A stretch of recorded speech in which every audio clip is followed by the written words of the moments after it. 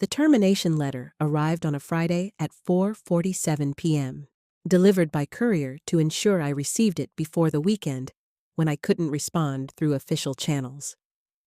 Due to restructuring requirements, your position as Chief Financial Officer has been eliminated effective immediately.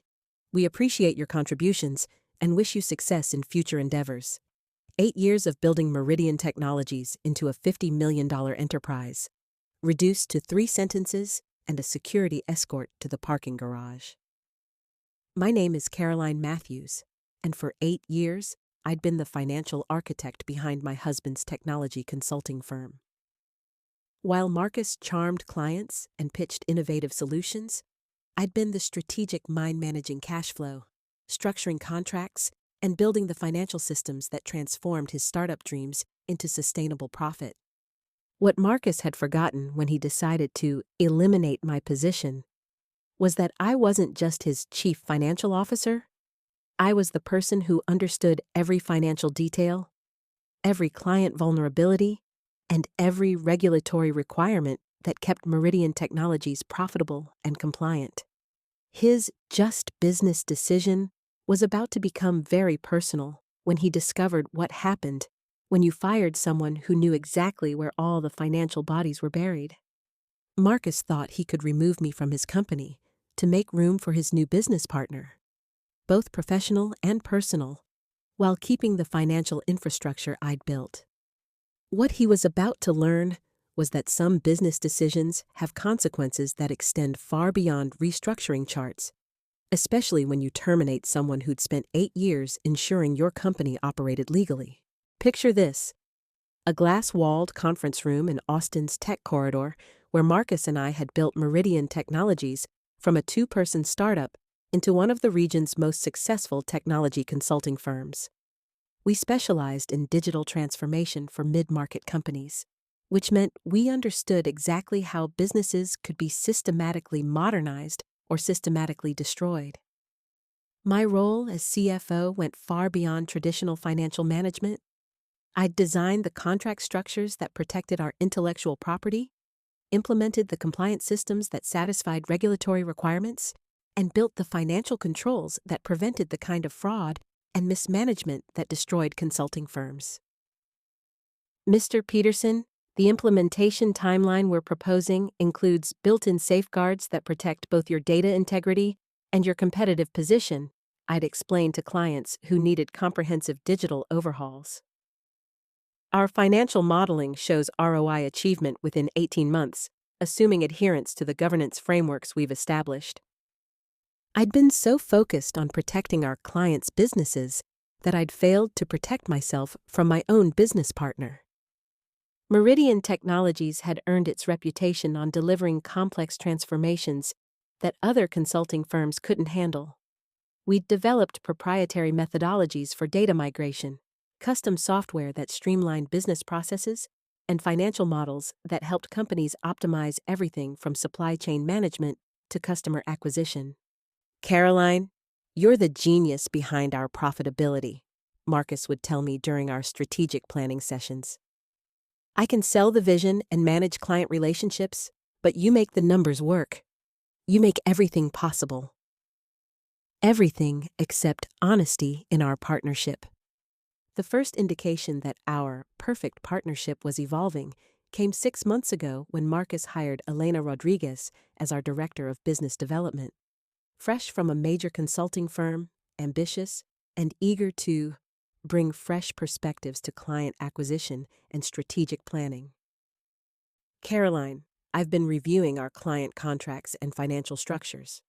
There might be opportunities to optimize our profit margins by restructuring some of these arrangements. I'd love to collaborate on some new approaches. What Elena didn't understand was that our contract structures and financial arrangements had been carefully designed to balance profitability with regulatory compliance and client protection. Her optimization suggestions consistently prioritized short-term revenue over long-term sustainability. Over the following months, Marcus started including Elena in financial planning discussions that had previously been private conversations between partners. She'd take notes while I explained cash flow management and contract analysis, absorbing methodologies she assumed were standard industry practices rather than proprietary systems I'd developed. Then came the strategic planning retreat, where Marcus and Elena would spend weekends at resort locations discussing future vision and growth strategies, while I maintained client relationships and handled operational requirements in Austin. But here's the thing about being a CFO who specializes in financial analysis. You develop instincts about when expense patterns suggest activities that aren't aligned with stated business purposes. When your business partner starts charging personal travel as strategic planning while excluding you from those planning sessions, you start applying the same analytical frameworks you use for detecting client fraud. I began documenting Marcus and Elena's activities with the same thoroughness I applied when conducting financial audits for clients suspected of embezzlement or mismanagement. What I discovered wasn't just evidence of an affair. It was evidence of systematic financial manipulation that was preparing Elena to replace me while gaining access to proprietary business systems. The beautiful thing about being a CFO is understanding exactly how financial deception works and what evidence trails people leave when they think their activities are hidden from oversight. Marcus and Elena thought they were conducting discreet strategic planning while gradually transitioning my responsibilities to her. What they were actually doing was creating a comprehensive audit trail of systematic business fraud. I started with basic expense analysis, using the forensic accounting techniques I'd developed for investigating client financial irregularities. Marcus's business expenses over the past 6 months painted a clear picture of relationship development that had nothing to do with legitimate business planning. Hotel charges for 2 during supposed solo client meetings, restaurant expenses for extended dinners that exceeded any reasonable business purpose, travel costs for destinations that didn't correspond with any current client contracts or business opportunities. But Marcus's personal financial deception was just the surface of a much more serious problem. Using my administrative access to our business systems, I discovered that Elena had been systematically copying financial data, client information, and proprietary methodologies into files labeled BD Strategic Analysis. She wasn't just learning our business development approaches, she was documenting every aspect of our financial operations, client relationships, and competitive advantages. Everything I'd built over 8 years was being packaged for transfer to someone who'd been with the company for 6 months. The smoking gun was a draft business plan I found in Elena's shared drive folder. Rodriguez Consulting Solutions, Market Entry Strategy.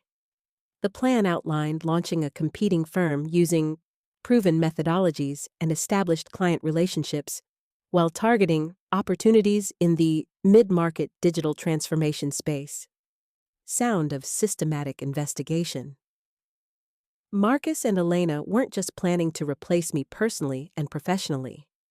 They were planning to steal proprietary business assets, client relationships, and financial systems while positioning their new firm as the natural evolution of Meridian Technologies' success. Using corporate investigation techniques I'd learned during regulatory compliance training, I began mapping Elena's professional network, business connections, and potential funding sources for her planned consulting firm. What I discovered was that she'd been recruited specifically for this purpose, not as our business development director, but as a corporate spy conducting systematic intellectual property theft. Elena's previous employer was Data Sync Solutions, a consulting firm that specialized in aggressive market entry strategies and competitive acquisition. Her real role at Meridian wasn't business development. It was intelligence gathering for a planned market takeover that would utilize our proprietary systems and client relationships. Marcus thought he could replace his wife and business partner with someone younger and more ambitious, while keeping the financial empire I'd helped build. What he was about to learn was that some terminations require more than a courier-delivered letter, especially when you fire someone who understands every aspect of your business operations and regulatory compliance. Elena and Marcus had spent months planning my professional elimination while stealing the intellectual property that made their new venture possible. Now I was going to demonstrate exactly what happened when you terminated someone who understood how to systematically dismantle the business systems they'd spent 8 years building.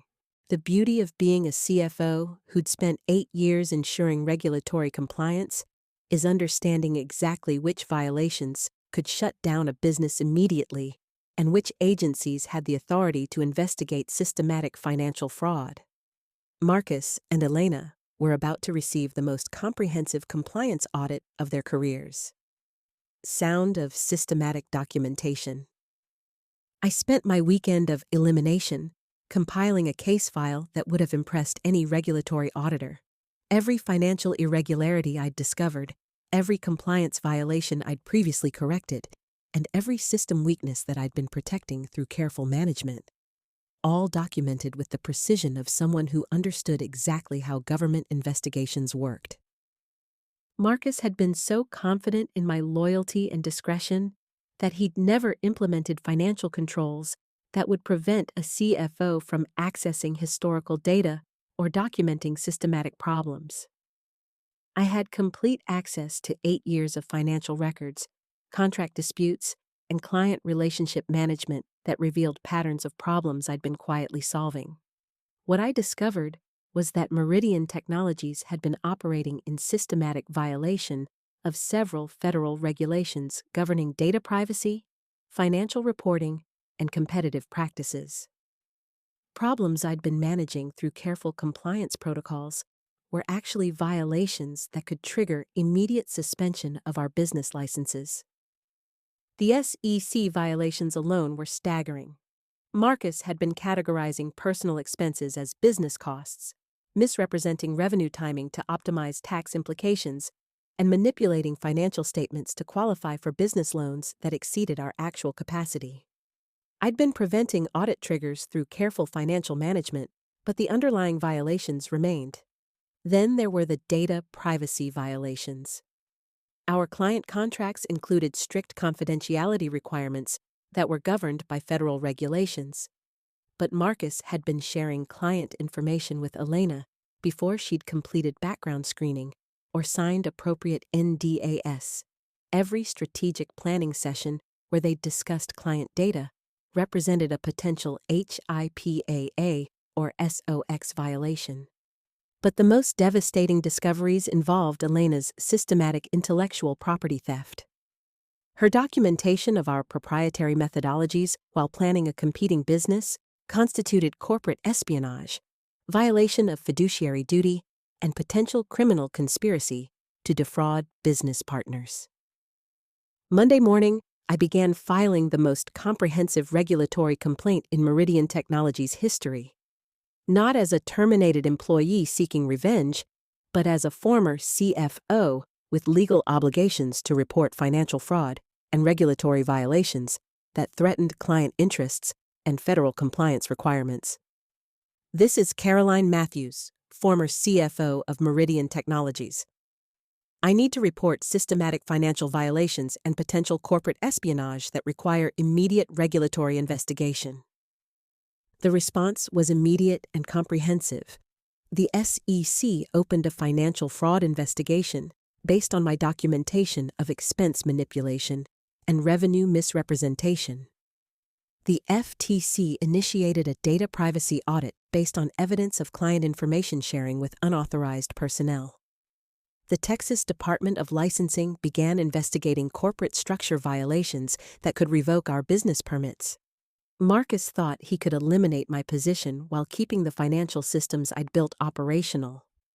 What he was discovering was that those systems had been protecting him from regulatory scrutiny that would now examine every aspect of his business operations without my careful compliance management. Elena's intellectual property theft had triggered a criminal investigation for corporate espionage. Her planned consulting firm was now evidence in a federal case that would prevent her from using any methodologies or client relationships she'd stolen from Meridian. By Wednesday, Meridian Technologies was facing regulatory audits from 4 different agencies, criminal investigation for corporate espionage, and immediate suspension of business licenses pending compliance review. The $50 million enterprise I'd helped build was discovering exactly what happened when regulatory protection was removed by someone who understood every vulnerability. Thursday morning brought federal agents to Meridian Technologies' offices, armed with warrants to seize financial records, computer systems, and client files as part of their investigation into systematic fraud and corporate espionage. The restructuring that had eliminated my position was becoming the catalyst for comprehensive government scrutiny of Marcus's business practices. Special Agent David Chen from the FBI's White Collar Crime Division contacted me directly to discuss my role as a whistleblower in what had become one of the largest corporate fraud cases in Austin's history. Ms. Matthews, your documentation of systematic financial violations and corporate espionage has revealed patterns of criminal behavior that extend far beyond employment termination. We need your expertise to understand how these systems were operating and what damages may have occurred. Agent Chen, I've prepared comprehensive analysis of every regulatory violation, financial manipulation, and compliance failure that I was managing during my tenure as CFO. Marcus and Elena have been systematically defrauding clients, government agencies, and business partners while planning corporate espionage. The federal investigation revealed that Marcus's financial manipulations had affected not just Meridian Technologies, but multiple client companies who'd been charged for services that were never delivered or billed for projects that exceeded contracted scope. His just business practices had defrauded dozens of companies while violating numerous federal regulations. Elena's corporate espionage had been more systematic than even I'd realized. She'd been documenting not just our proprietary methodologies, but detailed client information, competitive analysis, and strategic plans that she'd been sharing with DataSync Solutions as part of a planned market takeover. By Friday, Marcus was facing federal charges for financial fraud, violation of fiduciary duty, and conspiracy to commit corporate espionage. Elena was charged with systematic intellectual property theft, violation of confidentiality agreements, and criminal conspiracy. DataSync Solutions was under investigation for orchestrating corporate espionage through strategic employee placement. But the criminal charges were just the beginning of Marcus's education about business consequences. The regulatory violations I'd documented had triggered immediate suspension of Meridian Technologies' business licenses, termination of client contracts, and comprehensive audit of 8 years of financial operations. Marcus thought he could eliminate me while keeping the business systems I'd built operational, I explained to Agent Chen during my final interview. What he didn't understand was that those systems required continuous management by someone who understood regulatory compliance. Without that management, his violations became immediately visible to government auditors. Within 2 weeks, Meridian Technologies had lost its business licenses, faced contract termination from every major client, and was being liquidated to pay regulatory fines and client restitution. The $50 million enterprise Marcus had built using my financial expertise was being systematically dismantled by the same regulatory agencies I'd been protecting him from.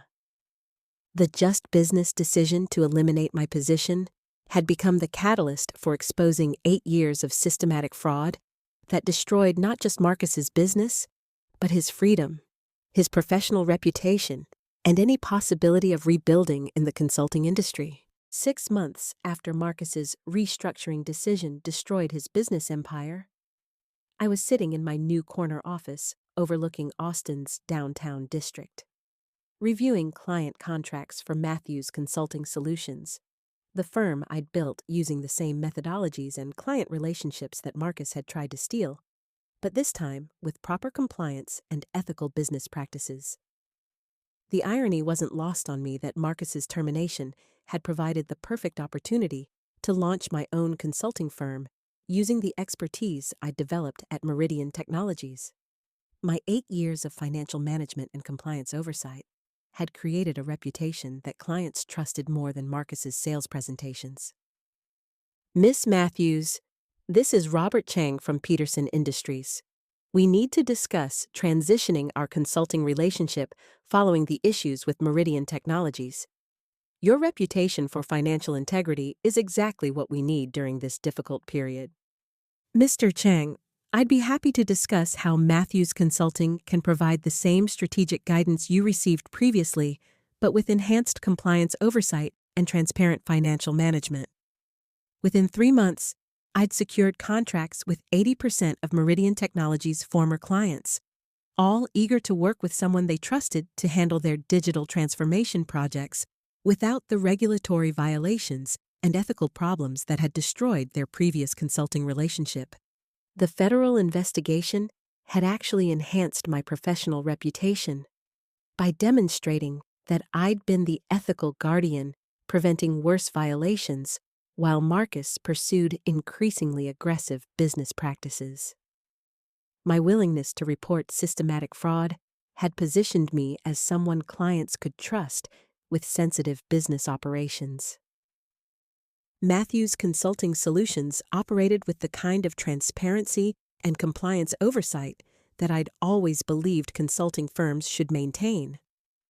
Every client contract included clear ethical guidelines. Every financial transaction was properly documented, and every business practice was designed to exceed regulatory requirements rather than circumvent them. I'd also been invited to speak at industry conferences about ethical business practices in consulting and financial compliance as competitive advantage, presentations that detailed how proper regulatory oversight could actually improve client relationships and business sustainability. Voice becoming reflective. Marcus's termination letter had been intended to remove me from his business while he built something new with Elena. Instead, it had provided me with the motivation to build something better than anything we'd created together. A firm that prioritized ethical practices and regulatory compliance over aggressive growth and questionable financial management. I'd also received an unexpected call from Elena Rodriguez, who was facing significant legal consequences for her corporate espionage while being unable to use any of the intellectual property she'd stolen. Caroline, I know we had our differences, but I'm hoping you might consider providing testimony about my work at Meridian that could help with my legal situation. I never meant for things to go this far. Elena, I'll be happy to provide testimony about your systematic documentation of proprietary methodologies and client information while planning a competing business. I'm sure the court will find that information very relevant to your case. 2 years after Marcus's Just Business decision eliminated my position, I was reviewing expansion plans for Matthews Consulting Solutions' second office while preparing for a Harvard Business Review interview about building ethical consulting practices in competitive industries. The firm had grown to 30 employees, secured contracts with Fortune 500 companies, and earned recognition as one of Austin's most trusted business consulting firms. My focus on regulatory compliance and ethical practices had created a competitive advantage that larger firms couldn't match. Marcus had completed his federal prison sentence and was working in a junior accounting position, his consulting career permanently destroyed by his conviction for financial fraud and corporate espionage. Elena had served 18 months for intellectual property theft and was prohibited from working in consulting for 5 years. The Meridian Technologies case had become a business school case study about how regulatory violations could destroy established firms while creating opportunities for ethical competitors. My decision to report systematic fraud had influenced new industry standards for compliance oversight and whistleblower protection. I'd also established a consulting practice that specialized in helping companies implement ethical business practices and regulatory compliance systems that prevented the kind of violations that had destroyed Marcus's firm. Marcus had said eliminating my position was just business, while planning to steal the intellectual property and client relationships I'd built over 8 years. What he'd discovered was that some business decisions have consequences that extend far beyond restructuring charts, especially when you terminate someone who understands every regulatory vulnerability and compliance requirement that keeps a business operational.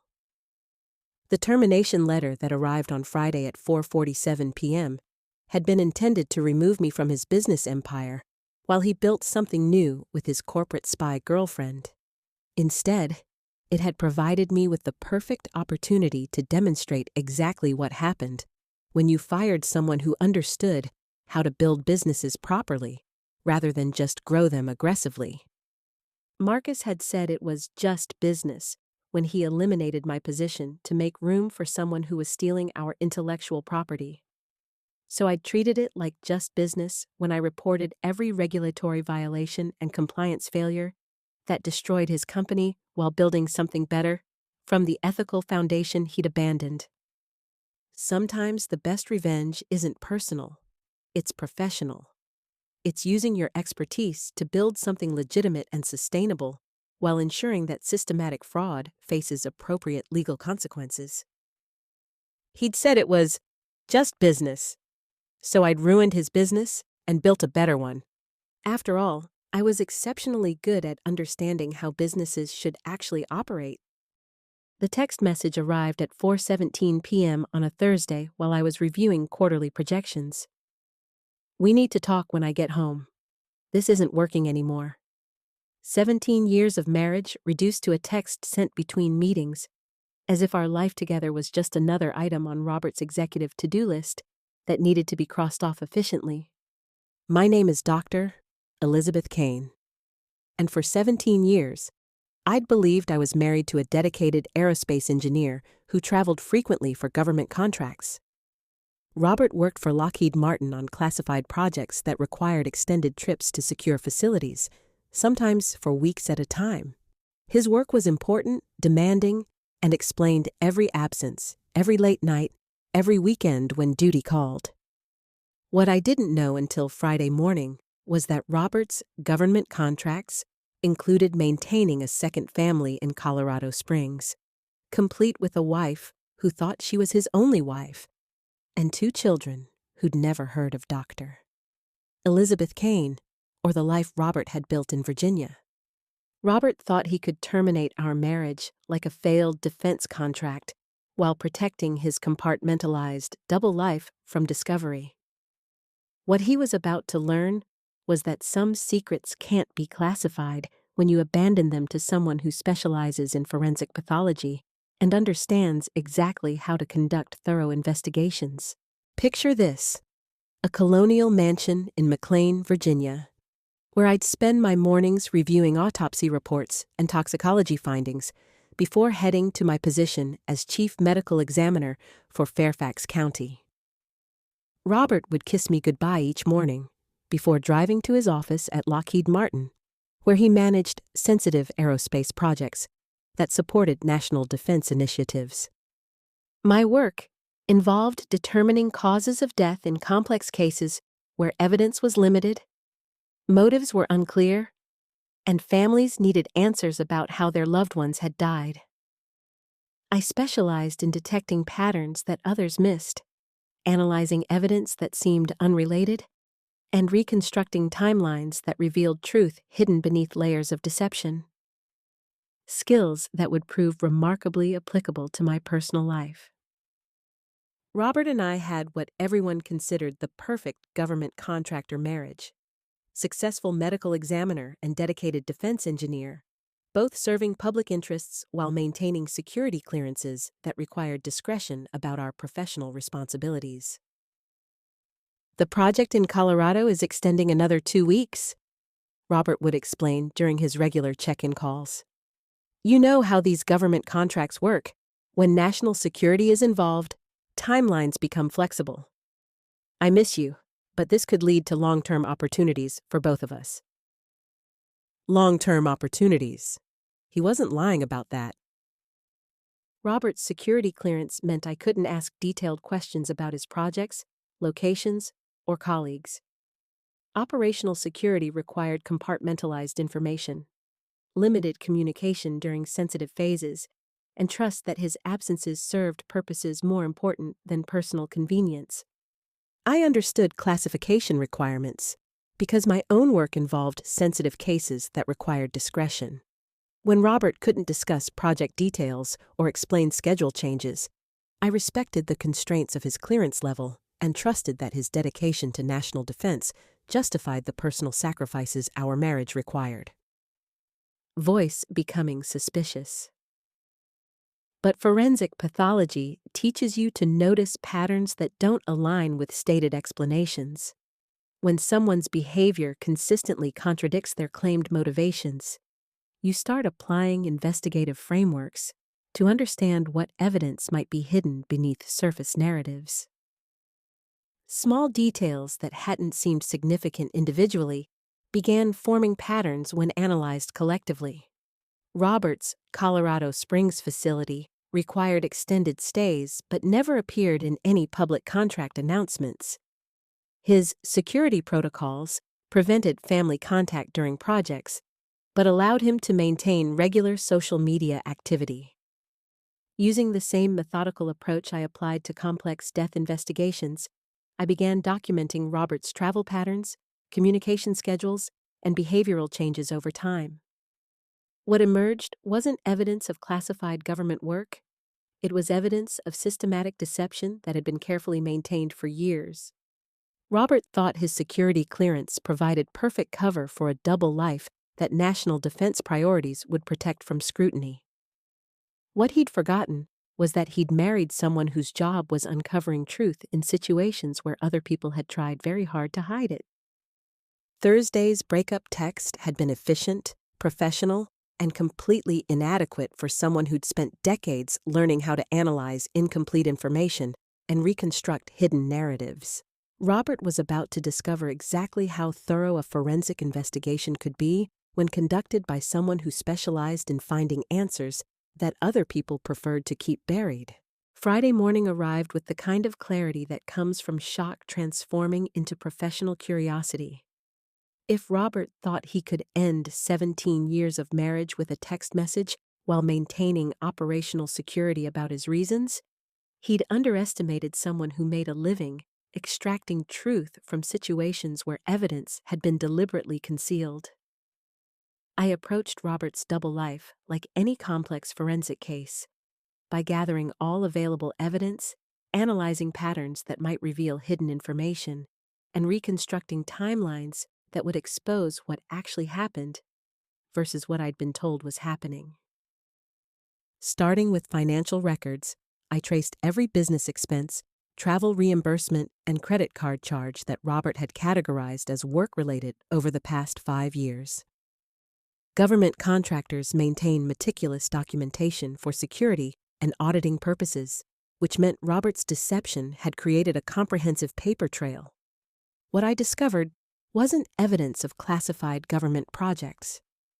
It was evidence of a man maintaining 2 complete households while using his security clearance as cover for systematic fraud against both his employer and his family. Robert's Colorado Springs facility was actually a residential address in a suburb where Lockheed Martin had no secure installations. His extended project timelines corresponded with school holidays and family events that had nothing to do with defense contracts. His communication restrictions coincided with periods when someone maintaining a double life would need to avoid conflicting schedule demands. Using professional databases I had access to through my medical examiner position, I conducted background research on the Colorado Springs address where Robert had been spending weeks at a time. Public records, utility accounts, and property ownership information painted a clear picture of domestic life that had nothing to do with aerospace engineering. The property was owned by Robert Kane and Sarah Mitchell Kane, purchased 3 years ago with a mortgage that listed Robert's Lockheed Martin employment as primary income verification. School district records showed 2 children enrolled under the Kane surname, with Robert listed as their father and emergency contact. Cross-referencing social media profiles and public records, I identified Sarah Mitchell Kane as an elementary school teacher who'd been posting family photos featuring Robert at birthday parties, school events, and holiday celebrations that had occurred during his supposed government projects. Robert hadn't just been having an affair while lying about his work schedule. He'd been maintaining a complete second family, using his security clearance to justify absences while building a life in Colorado that mirrored everything he'd claimed to value about our marriage in Virginia. But the most damning evidence came from analyzing Robert's employment records, which I could access through government databases used for background investigations in sensitive death cases.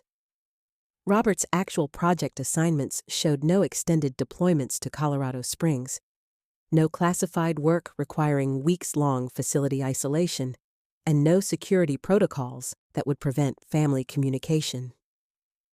Every explanation Robert had given me about his absences was fabricated. Every government project he'd described was fictional. Every security restriction he'd claimed was a lie designed to protect a double life that included children who called him daddy and a wife who thought she was his only wife. Robert thought his security clearance provided perfect operational cover for maintaining parallel families in different states. What he was about to learn was that some investigations couldn't be classified, especially when conducted by someone who specialized in determining exactly what had really happened in situations where people had tried very hard to hide the truth. I wasn't going to confront Robert with financial records and background checks. I was going to conduct a field investigation that would demonstrate exactly what happened when you tried to maintain classified lies against someone who understood forensic evidence better than you understood operational security. Saturday morning found me boarding a flight to Colorado Springs, armed with the kind of comprehensive intelligence package I'd compile for a complex death investigation. Robert thought he'd terminated our marriage cleanly while protecting his operational security. What he was about to discover was that some evidence couldn't be contained when the investigator had unrestricted access to the crime scene. I'd taken a week of personal leave from the medical examiner's office, officially to process the unexpected end of my marriage. What I was actually doing was conducting the most thorough field investigation of my career, one that would expose 17 years of systematic deception while documenting evidence that would ensure Robert faced comprehensive consequences for his fraud. The address I'd identified led to a ranch-style house in a family-oriented subdivision where children's bicycles decorated driveways and soccer goals marked backyards. Exactly the kind of neighborhood where a government contractor might settle his family while working at nearby defense facilities. I parked across the street with the kind of patience I'd developed during lengthy crime scene investigations, documenting everything with photographs and detailed notes that would support whatever legal proceedings might follow. This wasn't surveillance. This was evidence collection in a case where multiple parties had been defrauded by the same perpetrator. Within 2 hours, I'd observed a domestic scene that confirmed everything my background investigation had revealed. Robert emerged from the house with 2 children, a boy approximately 10 years old and a girl who appeared to be 7, engaging in the kind of casual family interactions that suggested established routines rather than recent developments. The woman who joined them matched photographs I'd found of Sarah Mitchell Kane. But seeing her interact with Robert revealed the depth of deception that financial records couldn't capture. These weren't affair partners conducting a secret relationship. These were spouses managing household responsibilities and parenting duties with the comfort of people who'd been building a life together for years. That's when I made a decision that would change multiple lives forever. Instead of continuing passive observation, I was going to introduce myself to Sarah Mitchell Kane and provide her with information that would help her understand exactly who she'd been married to. Sarah answered the door with the friendly curiosity of someone who lived in a neighborhood where unexpected visitors usually brought welcome news. Her expression shifted to confusion when she saw a well-dressed woman carrying official-looking documents who clearly wasn't selling magazine subscriptions or seeking charitable donations. "Can I help you?" Mrs. Mitchell Kane? My name is Dr. Elizabeth Kane. I'm a forensic pathologist from Virginia, and I need to discuss some information about your husband Robert that I think you'll find very important. The silence that followed was profound. Sarah's face went through a series of expressions: confusion, recognition, disbelief, and finally a kind of sick understanding that comes when pieces of an incomplete puzzle suddenly form a picture you'd never wanted to see. Kane. Your name is Kane. Yes. Robert's been married to me for 17 years. Until Thursday, I thought I was his only wife. What happened next was something I'd never experienced in any death investigation. Watching someone learn that their entire life had been built on lies, while simultaneously discovering that they weren't alone in their victimization. Sarah, I think we need to sit down and compare what Robert has told each of us about his work, his travel, and his life. Because I suspect we're going to find that we've both been systematically deceived by someone who's been living a double life for much longer than either of us realized. What followed was the most devastating interview I'd ever conducted. Not because someone had died, but because two marriages had been murdered by the same systematic deception.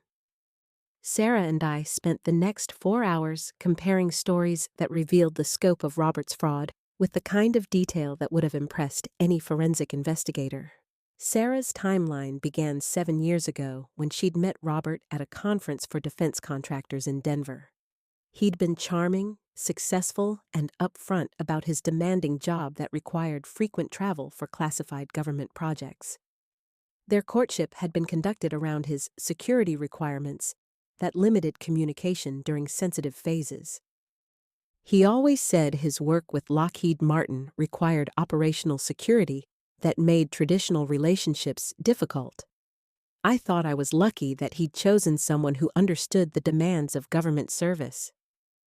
He told me the same thing: the classified projects, the communication restrictions, the need for operational discretion. I've been respecting security protocols that were actually covering bigamy. Cross-referencing our experiences revealed a pattern of deception so systematic that it demonstrated years of planning rather than opportunistic affair management. Robert had constructed parallel lives that utilized the same cover stories, the same operational explanations, and the same security justifications to maintain separation between his families. But the most damning evidence came from analyzing the children's birth certificates, school records, and medical histories that Sarah shared.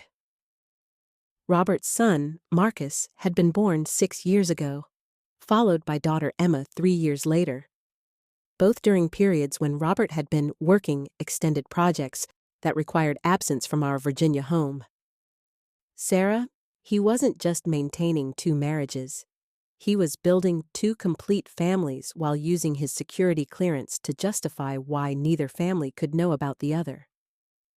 This isn't adultery. This is systematic fraud that involved forging government documentation and lying to federal security investigators. The children call him Daddy. Marcus has been asking why Daddy has to travel so much for work. I've been explaining that his job protecting our country requires sacrifices from our whole family. While I've been doing the same thing, telling our friends that Robert's dedication to national defense justifies the personal costs of his demanding schedule. He's been using both our patriotism and professional discretion to enable fraud. As a medical examiner familiar with federal law enforcement procedures, I understood exactly how serious Robert's crimes were. Falsifying security clearance information, using government employment for personal fraud, and maintaining deceptive relationships while holding sensitive positions. All federal offenses that could result in significant prison sentences. Sarah, Robert has committed crimes that go far beyond marriage fraud. He's violated federal security protocols, lied to government investigators, and used his clearance to facilitate systematic deception. This isn't just a personal betrayal. This is a criminal enterprise that affects national security. What amazed me was how quickly Sarah and I moved from mutual shock to strategic cooperation. Both of us had been professionally trained to handle complex situations that required clear thinking under pressure, and both of us understood that Robert's deception required comprehensive response rather than emotional reaction. What do you recommend? How do we handle this legally and practically? We document everything, contact federal authorities about the security violations, and ensure that Robert faces consequences for every aspect of his fraud. He's committed crimes against both families and against the government agency that trusted him with classified access. By Sunday evening, Sarah and I had compiled a case file that would have impressed any federal prosecutor. Financial fraud, security violations, marriage fraud, and systematic deception spanning multiple states, all documented with the kind of thoroughness that comes from having a forensic pathologist and an elementary school teacher working together to expose the truth. Robert thought he could terminate his Virginia marriage while protecting his Colorado family from discovery.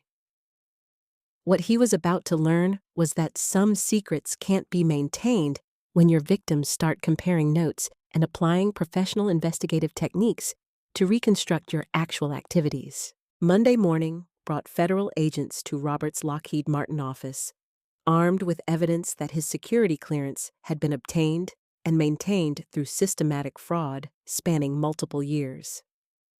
The investigation I'd initiated with Sarah's cooperation had attracted the attention of agencies that took security violations very seriously. Special Agent Patricia Wong from the FBI's Counterintelligence Division contacted me directly to discuss Robert's case, which had been flagged as a priority investigation due to the national security implications of his deception. Dr. Kane, your documentation of Mr. Kane's fraudulent activities has revealed security breaches that extend far beyond marriage fraud. Someone maintaining false information while holding classified access represents a significant counterintelligence risk. Agent Wong, I've compiled everything Sarah and I discovered about Robert's systematic deception. The financial records, timeline analysis, and evidence of dual family maintenance should support whatever charges you deem appropriate. What followed was the kind of federal investigation that defense contractors fear most, one that examined every aspect of Robert's professional and personal life to determine how his deceptions might have compromised sensitive information or created vulnerability to foreign intelligence services.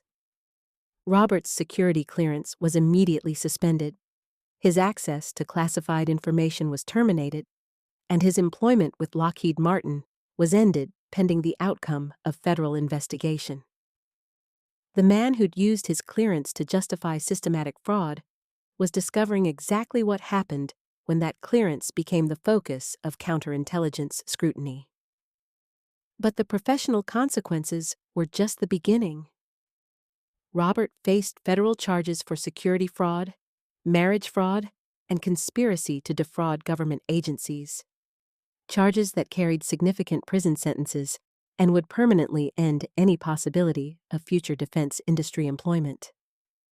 Sarah had filed for divorce in Colorado while cooperating with federal investigators who needed to understand the full scope of Robert's deceptive activities. Her attorney was seeking full custody of the children and comprehensive financial support that would protect them from the consequences of their father's criminal behavior. Agent Wong, I want to ensure that Sarah and the children have access to victim services and financial support. They were defrauded just as systematically as I was, and they shouldn't suffer financially because of Robert's crimes. The federal investigation revealed that Robert's fraud extended beyond family deception. He'd been falsifying travel expenses, manipulating project timelines, and using company resources to support his double life, all while maintaining access to sensitive defense information that his personal vulnerabilities should have disqualified him from handling.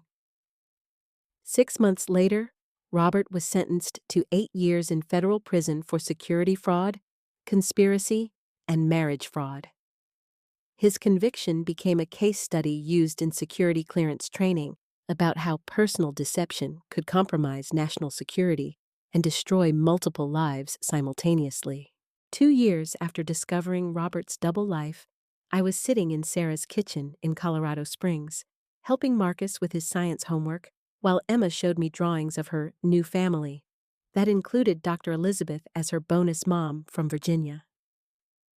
The children had adapted to the truth about their father, with the resilience that kids often demonstrate when adults provide honest, age-appropriate explanations about complex situations. They understood that Daddy had made serious mistakes that hurt multiple families, but that the adults in their lives were committed to protecting and supporting them. Elizabeth, I don't know how to thank you for everything you've done. The federal investigation, the victim services, the financial support. You could have just walked away after discovering the truth. Sarah, we were both victims of the same fraud. The children deserve stability and support regardless of their father's choices. Besides, building a new kind of family structure seemed more constructive than letting Robert's deception destroy everything he'd touched. Sarah and I had developed what family therapists called a blended support system, where the children maintained relationships with both women who'd been part of their extended family structure. They spent summers in Virginia, learning about forensic science and developing interests that had nothing to do with their father's deception. My career had also evolved in unexpected directions. The federal investigation had led to consulting opportunities with law enforcement agencies that needed forensic expertise for complex fraud cases involving security clearance holders and government contractors. I'd also begun speaking at conferences about forensic approaches to personal investigation, where I shared techniques that civilians could use to verify information when they suspected systematic deception in their relationships. The most unexpected outcome was the relationship that had developed between Sarah and me. What had begun as mutual victimization had evolved into genuine friendship and collaborative parenting that provided the children with more stability than they'd ever had when Robert was maintaining his elaborate deceptions. You know what's interesting? Sarah had observed during one of our family dinners. The children have more honest communication and emotional security now than they ever had when Robert was trying to maintain his double life. Sometimes destruction creates space for something better. Robert had thought he could maintain parallel families by compartmentalizing his deception and using his security clearance as operational cover. What he'd discovered was that some secrets can't be classified when they involve people who refuse to accept incomplete explanations. He'd left me on a Thursday, thinking he could terminate our marriage efficiently while protecting his other family from discovery.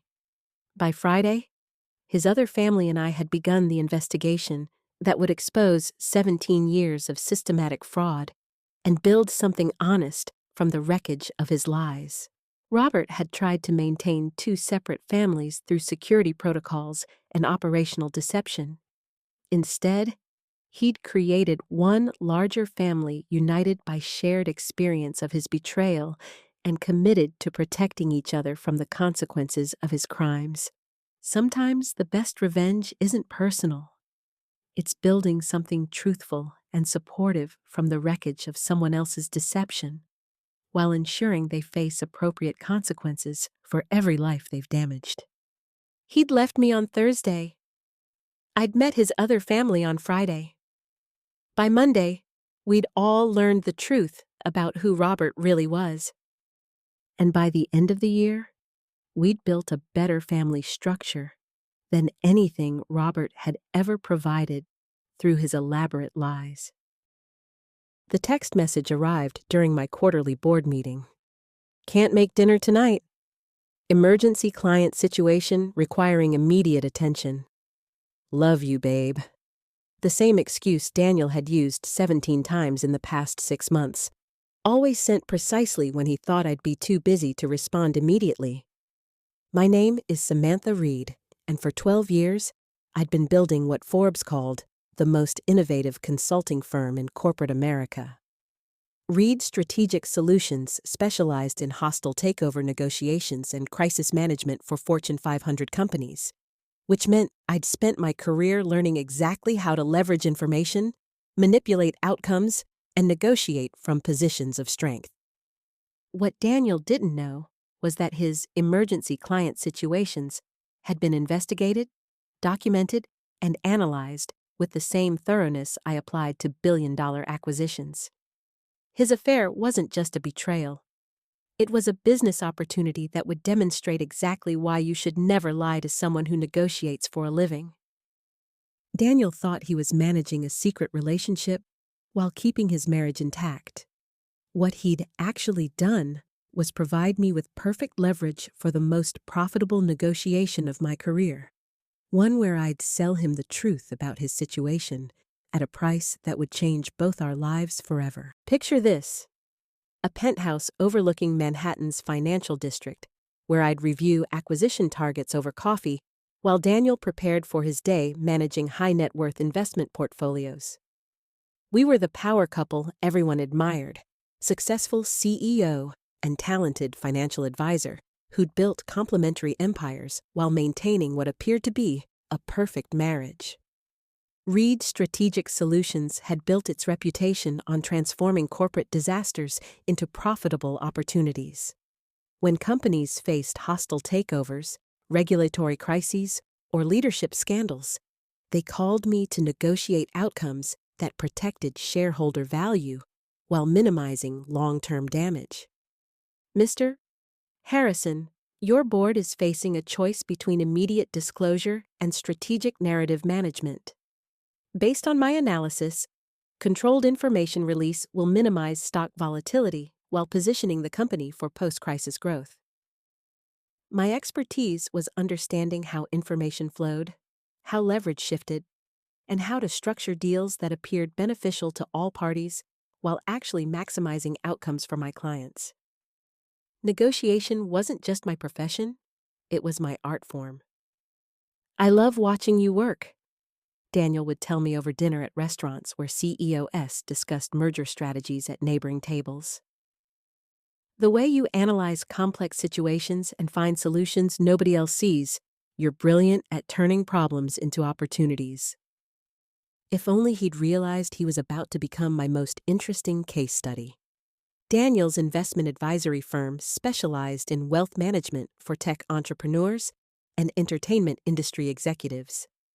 His client list included startup founders, film producers, and venture capitalists who valued both his financial expertise and his discretion about their often complicated personal situations. "We make a good team," Daniel would say when we discussed our complementary businesses. "You handle corporate crises, I handle personal wealth protection. Between us, we understand every aspect of how successful people manage risk." He was right about understanding risk management, more right than he realized. The first inconsistency appeared 8 months ago when Daniel started working late on deals that didn't align with his usual client patterns. Investment advisory work rarely required evening meetings, yet Daniel was suddenly unavailable 3 nights per week for urgent portfolio reviews and crisis wealth protection strategies. But here's the thing about being a corporate crisis consultant. You develop instincts about when narratives don't match underlying realities. When someone's behavior patterns change dramatically, you start applying the same analytical frameworks you use for corporate investigations. I started with basic pattern analysis. Daniel's late nights correlated perfectly with market closures, making urgent trading situations impossible. His weekend client emergencies occurred during timeframes when financial markets were completely inactive. Using the same due diligence techniques I employed for corporate acquisitions, I began mapping Daniel's actual activities versus his reported schedule. What I discovered wasn't just evidence of deception, it was evidence of systematic lies that had been carefully structured to manipulate my perception of his availability. Daniel thought he was managing a simple extramarital affair while maintaining marital stability. What he'd actually done was provide a corporate crisis consultant with the perfect case study in information asymmetry, leverage dynamics, and strategic negotiation. I wasn't going to confront Daniel about his lies. I was going to treat his affair like any other corporate crisis that required strategic management, optimal timing, and maximum value extraction for my client. In this case, myself. Any successful negotiation begins with comprehensive due diligence, understanding every aspect of the situation, identifying all stakeholders, and mapping potential leverage points before entering discussions. Daniel's affair would be analyzed with the same thoroughness I applied to billion-dollar acquisitions. I started with financial forensics, using the same techniques I employed when investigating corporate malfeasance for hostile takeover targets. Daniel's credit card statements, bank records, and expense reports painted a clear picture of systematic deception spanning 8 months. Hotel charges during his supposed client dinners, jewelry purchases that I'd never received, restaurant expenses for 2 at establishments he'd never taken me to, weekend trips charged to his business account while telling me he was attending investment conferences. But Daniel's financial trail was just the foundation of a much more complex operation. Using network analysis techniques I developed for corporate investigations, I began mapping his entire deception ecosystem. The breakthrough came when I cross-referenced Daniel's fabricated schedule with social media analytics and location data. His urgent client meetings corresponded perfectly with Instagram posts from someone named Jessica Martinez, a marketing director at a tech startup downtown. Jessica's online presence painted the picture of a woman living significantly above her apparent income level. Expensive restaurants, luxury shopping, weekend getaways that her startup salary couldn't support. Someone was subsidizing her lifestyle, and Daniel's expense reports showed exactly who that someone was. Using background investigation services I employed for corporate due diligence, I compiled a complete profile of Jessica Martinez. Professional history, educational background, financial status, social connections. Everything needed to understand her role in Daniel's deception and her vulnerability to strategic pressure. What I discovered was that Jessica wasn't just Daniel's mistress. She was a strategic liability who could destroy his professional reputation if their relationship became public. Many of Daniel's clients were conservative investors who valued traditional family values and moral integrity in their financial advisors. But the most valuable intelligence came from analyzing Daniel's client communications, which I had access to through our shared business management software. Several of his highest value clients had morality clauses in their advisory agreements that would allow immediate termination if their advisor engaged in conduct that reflected poorly on their professional judgment. Daniel thought he was having a discreet affair that wouldn't impact his business relationships. What he'd actually done was create massive professional liability while providing me with perfect leverage for extracting maximum value from the situation. I spent 6 weeks conducting due diligence that would have impressed any merger acquisition team. By the time I finished, I understood Daniel's affair better than he did, including consequences he'd never considered, and vulnerabilities he didn't know existed. Now it was time to structure the negotiation that would demonstrate exactly why you should never lie to someone who specializes in turning information asymmetries into profitable outcomes. The art of successful negotiation lies in controlling information flow, while allowing your counterpart to believe they understand the situation. Daniel had been managing our relationship like an amateur, thinking simple deception was sufficient. I was about to show him how professionals handle complex stakeholder management. For 2 months, I continued our regular routine while systematically positioning myself for optimal negotiation outcomes. Daniel had no idea that his secret affair had been investigated, analyzed, and valued like any other corporate asset I might acquire. Professional phone calls. During this positioning phase, I also strengthened my own leverage by securing several high-profile client wins that enhanced my professional reputation and financial independence. If I was going to negotiate Daniel's exit from our marriage, I wanted to do it from a position of maximum strength. The beauty of Daniel's situation was that he'd created multiple pressure points without realizing their interconnected vulnerabilities. His affair with Jessica violated professional boundaries that could destroy his client relationships. His financial deception constituted marital fraud that would impact any divorce settlement. His reputation in our social circle was built on false premises that could be exposed at any time. Using risk assessment models I'd developed for corporate crisis management, I calculated the potential costs Daniel would face if his affair became public through uncontrolled disclosure. Lost clients, divorce settlement, professional reputation damage, social ostracism. The total exceeded $2.3 million in direct costs, not including long-term earning impact. But uncontrolled disclosure wasn't my goal. I was a negotiation specialist who understood that optimal outcomes required careful timing, strategic positioning, and value-maximizing deal structures that appeared beneficial to all parties.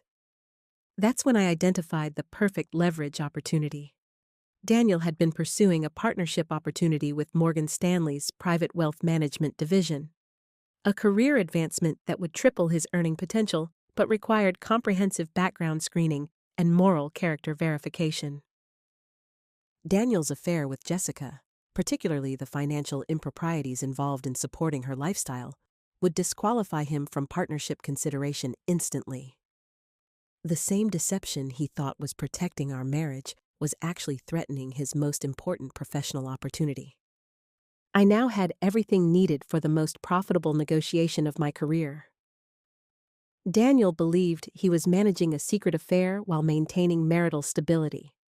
What he'd actually done was create massive liability exposure while positioning me to extract optimal value through strategic information management.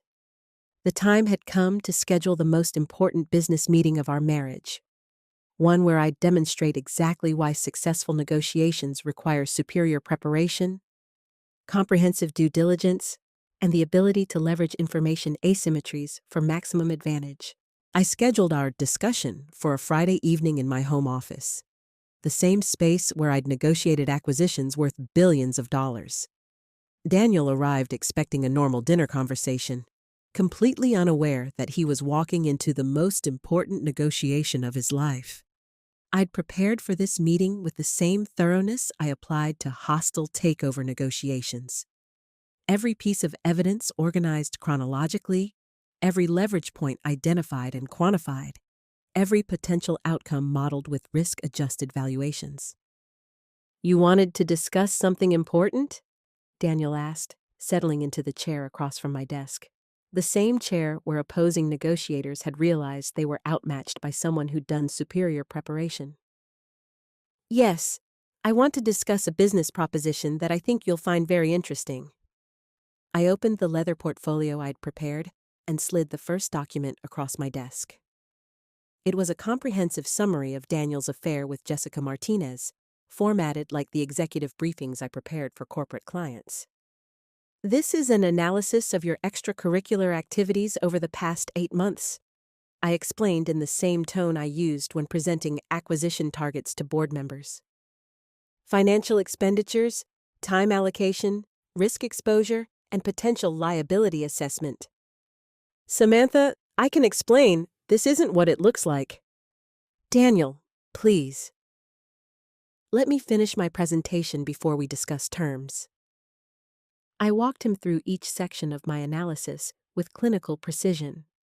The financial fraud he'd committed by using joint assets to support Jessica's lifestyle. The professional liability he'd created by mixing personal relationships with client resources. The reputational risk that threatened his Morgan Stanley partnership opportunity. As you can see, your current situation presents significant downside exposure across multiple categories. However, I'm prepared to offer you a solution that minimizes your liability while protecting your professional opportunities. What do you want, Samantha? What are your terms? I slid a second document across the desk. A separation agreement I drafted with the same attention to detail I applied to merger contracts. I'm offering to purchase your exit from this marriage at a price that reflects the true value of avoiding the consequences your deception has created. In exchange for my discretion about your affair and my cooperation in maintaining your professional reputation, you'll agree to the financial terms outlined here. The agreement was generous by normal divorce standards, but punitive given the leverage I held. Daniel would retain his business and professional relationships, but I'd receive 70% of our joint assets plus ongoing financial considerations that reflected the value of my continued silence about his professional misconduct. Think of this as a non-disclosure agreement with financial considerations, I explained. You maintain your partnership opportunity with Morgan Stanley. Your client relationships remain intact, and your professional reputation stays protected. In exchange, you compensate me fairly for the management services I'm providing. You're essentially selling me my own reputation back. Exactly. And given the alternative cost you'd face through unmanaged disclosure, this represents exceptional value for the service I'm providing. Daniel signed the agreement at 11:23 p.m. after spending 3 hours trying to negotiate terms with someone who'd spent 12 years perfecting the art of extracting maximum value from positions of superior information and leverage. By midnight, I'd successfully negotiated the most profitable deal of my career, one where I'd sold Daniel the truth about his situation at a price that reflected its actual market value. 6 months after our negotiation concluded, I was sitting in my new corner office overlooking Central Park, reviewing the expansion plans for Reed Strategic Solutions' new division, Personal Crisis Management for High Net Worth Individuals. Daniel's settlement had provided the capital for my most ambitious business expansion yet, a consulting service that helped wealthy individuals navigate personal scandals, family crises, and reputational challenges with the same strategic precision I'd applied to corporate situations. Miss Reed, this is Jennifer Walsh from Goldman Sachs. We have an executive facing a sensitive personal situation that could impact his professional standing. We've heard about your innovative approach to crisis management. The irony wasn't lost on me that Daniel's affair had provided both the case study and the funding for a business division that was already generating 7-figure revenue. His deception had become the foundation for my most profitable venture yet. Meanwhile, Daniel had successfully secured his Morgan Stanley partnership.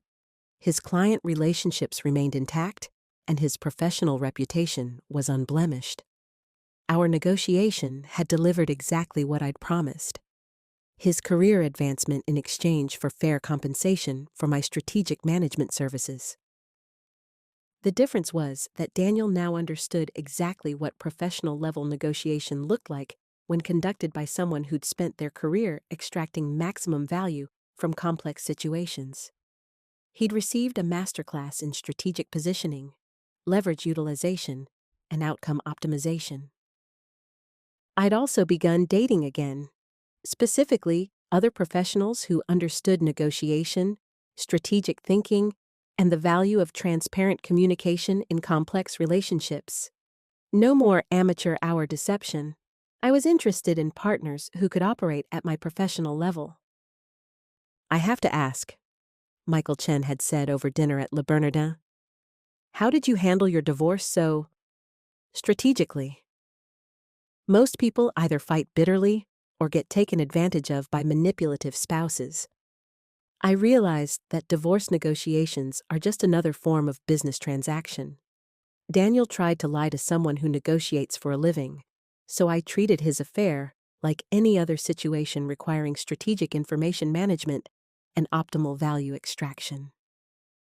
The separation had been so amicable that our mutual friends often commented on our mature handling of irreconcilable differences. What they didn't know was that professional-level negotiation often produces outcomes that appear collaborative while actually maximizing advantage for the better-prepared party.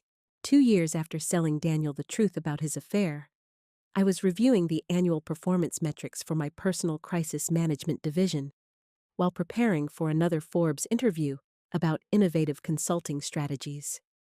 The business model I'd developed from Daniel's situation had revolutionized how wealthy individuals handled personal scandals.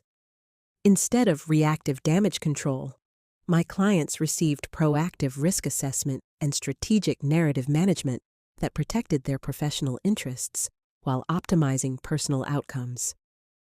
Daniel's monthly consulting fees, as our settlement payments were structured for tax purposes, had funded expansion into 3 new markets and hired industry-leading crisis management specialists. His affair had literally capitalized my most successful business venture. I'd also been featured in Harvard Business Review for my innovative approach to personal relationship due diligence, a service that helped high-net-worth individuals investigate potential romantic partners before making significant emotional or financial commitments. Daniel had taught me that personal relationships could be analyzed, valued, and negotiated using the same frameworks I applied to corporate transactions. His deception had provided the perfect case study for demonstrating how superior preparation and strategic thinking could transform personal betrayal into professional opportunity. The man who'd tried to lie to a negotiation specialist had discovered exactly what happened when you attempted to manage information asymmetries against someone whose career was built on leveraging superior intelligence for optimal outcomes. Daniel had believed his lie would protect both his affair and our marriage. Instead, I'd sold him the truth about his situation at a price that reflected its actual market value and used the proceeds to build something far more valuable than what I'd lost. Sometimes the best revenge isn't destruction. It's demonstrating superior professional capabilities while extracting maximum value from someone else's poor strategic decisions. I let him believe the lie until I was ready to sell him the truth. And trust me, I was exceptionally good at negotiating profitable outcomes from positions of superior information and leverage. After all, that's what I did for a living. The eviction notice was taped to my apartment door when I got home from my second job at 11:47 p.m. on a Tuesday. Bright orange paper that might as well have been a neon sign announcing my failure to the entire hallway. 72 hours to pay $4,200 in back rent, or lose the only stable home my 8-year-old daughter Emma had ever known. My name is Sarah Chen, and 3 months earlier, I'd lost my primary job as a marketing coordinator when the startup I worked for ran out of funding.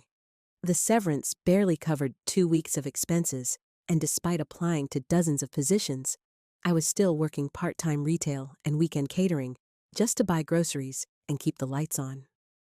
That night, sitting on my kitchen floor with Emma sleeping peacefully in the next room, I did something I'd never done before. I called my family and asked for help.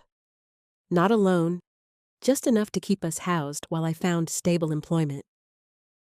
What happened next taught me exactly who my family really was when the spotlight of desperation revealed their true character. I made 7 phone calls that night. 6 people who shared my DNA found reasons why they couldn't help a single mother and her child avoid homelessness. But one person, the one I'd least expected, stepped forward without hesitation. And when fortune changed everything 6 months later, I remembered exactly who had been there when it mattered most. Emma had been asleep for 2 hours when I finally worked up the courage to make the calls that would change how I viewed my family forever. I'd been staring at my phone, rehearsing what to say, trying to find words that would convey urgency without sounding like begging. The first call was to my older brother Michael, who'd just posted Instagram photos from his family's vacation to Aspen. Michael worked in finance, lived in a 6-bedroom house in Westchester, and had always been the family success story that everyone else was supposed to aspire to become. "Sarah? It's pretty late. Is everything okay?" "Michael, I'm sorry to call so late, but I'm in trouble. I lost my job 3 months ago, and I'm about to be evicted. Emma and I need help, just enough to cover rent while I find something stable." "Oh, wow, that's really tough. You know, Linda and I just committed to this big renovation project, and with the kids' private school tuition, our cash flow is pretty tight right now. Have you tried applying for assistance programs? I'm sure there are resources for single mothers. Michael hung up after promising to look into some options and see what might be possible. But I could hear in his voice that he'd already moved on to other concerns before the call ended. The second call was to my sister Jessica, who worked as a pediatric nurse and had always positioned herself as the family caregiver, the one who understood struggling and sacrifice. "Sarah, honey, I wish I could help. I really do. But you know nurses don't make that much money, and with my student loans and mom's medical bills that I help with, I just don't have $4,000 sitting around." "Jessica, I'm not asking for $4,000. Even $500 would help. I just need to show the landlord that I'm working toward catching up." "Sarah, I've told you before that you need to build an emergency fund. Living paycheck to paycheck with a child is irresponsible. Maybe this is the wake-up call you need to make better financial choices." The conversation with Jessica stung more than Michael's deflection because it came wrapped in judgment disguised as concern. I was learning that asking for help revealed not just who had resources, but who they thought deserved access to those resources. My Aunt Patricia, who'd inherited substantial money from her late husband, suggested I reach out to Emma's father for support, knowing that Emma's father had abandoned us when she was 2 years old and hadn't been heard from since. My cousin David, who'd just bought his third rental property, explained that he couldn't set a precedent of mixing family with money, because it always ends badly. My Uncle Robert thought I should consider moving somewhere more affordable, rather than expecting others to subsidize poor planning. My younger brother Jake claimed his girlfriend would kill him if he lent money to family without discussing it with her first. By midnight, I'd made 6 calls and received 6 different versions of the same message. "Your crisis is not our responsibility." The family that gathered for holidays and celebrated successes together seemed to evaporate when faced with actual need. That's when my phone rang with an incoming call that would change everything about how I understood family and loyalty. The caller ID showed Rita Williams, my ex-husband's mother, a woman I hadn't spoken to in over a year since the divorce was finalized. Rita and I had maintained a cordial relationship for Emma's sake, but I'd never expected her to reach out, especially not at midnight. "Sarah, dear, I hope I'm not calling too late. Emma mentioned during our last phone call that you'd been working extra jobs lately. I've been worried about you both." "Rita, yes, things have been challenging since I lost my job. I'm actually facing some serious financial problems right now." Rita listened without interruption as I explained the eviction notice, the job loss, and the impossible math of trying to support Emma on part-time wages. I found myself being more honest with my ex-mother-in-law than I'd been with my own siblings about how desperate our situation had become. "Sarah, how much do you need to stay in your apartment while you find stable work?" "The back rent is $4,200, but really anything would help. I've been trying to work out a payment plan with the landlord." "I'm transferring $5,000 to your account tonight. That should cover the rent and give you some breathing room for groceries and expenses while you job hunt." I sat on my kitchen floor, staring at my phone, trying to process what had just happened. The woman who had no blood relationship to me, whose son had left us both behind when he decided marriage and fatherhood were too restrictive for his lifestyle, had just solved our housing crisis without hesitation or judgment. "Rita, I don't know what to say. I can't accept this as a gift. Let me set up a payment plan to pay you back." "Sarah, you're Emma's mother, which makes you family to me. Family helps family, especially when a child's welfare is involved. Focus on finding good work and taking care of that beautiful granddaughter of mine. We'll worry about payment plans later." The transfer notification arrived at 12:47 a.m., accompanied by a text from Rita.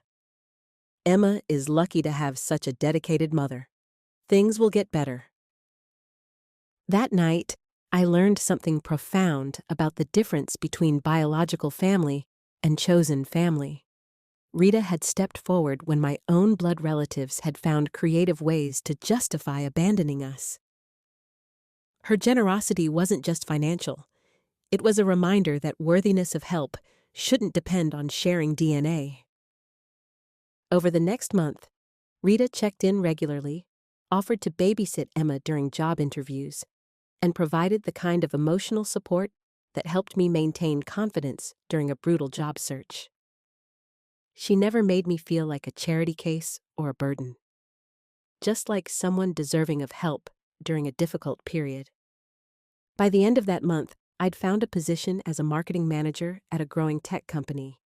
The salary was enough to support Emma and me comfortably, build savings, and start repaying Rita's kindness.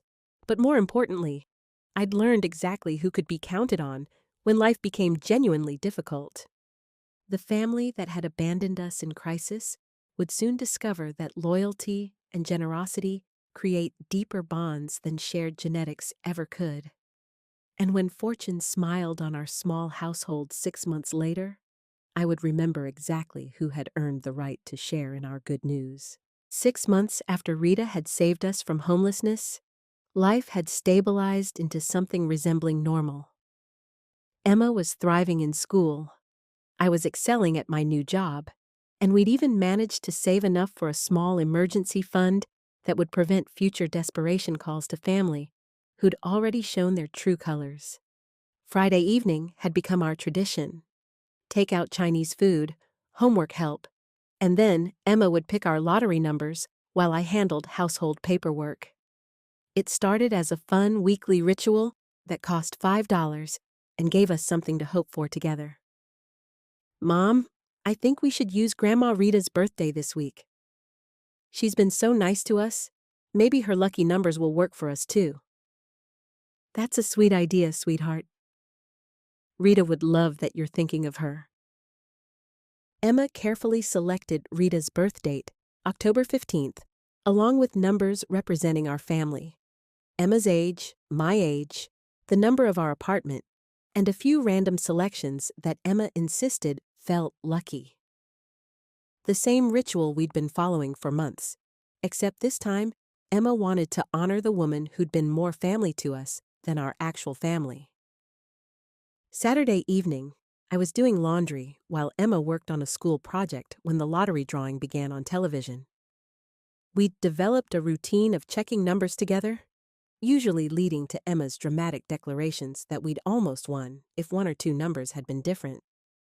Tonight's winning numbers are 10, 15, 8, 34, 47, and Powerball number 23 inches.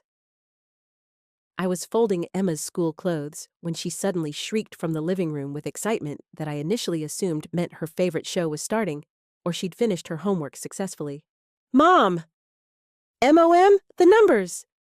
The TV numbers match our ticket! Sound of running footsteps, papers rustling. I rushed to the living room where Emma was holding our lottery ticket next to the television screen, her finger tracing each number as she confirmed the impossible. 10-15-8-34-47-23. Every single number matched exactly. Emma, let me see that. Are you sure you're reading it right? I checked the numbers 3 times, then went online to verify the official winning numbers, then called the Lottery Commission's automated line to confirm what seemed impossible. We had won. Not a small prize, not a few $1,000s. We had won the entire $47 million jackpot.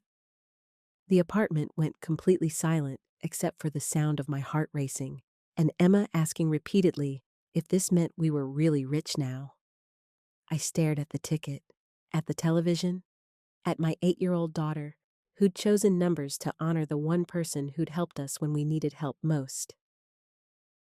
Emma, do you realize what this means?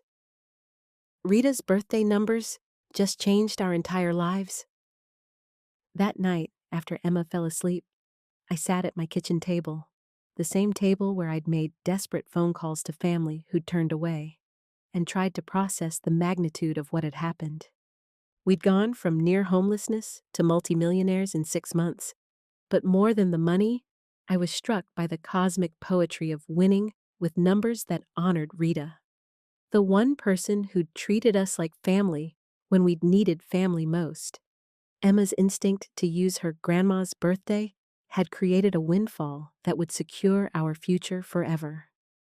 As I researched lottery procedures and tax implications, I made a decision that would define how I handled this unexpected fortune.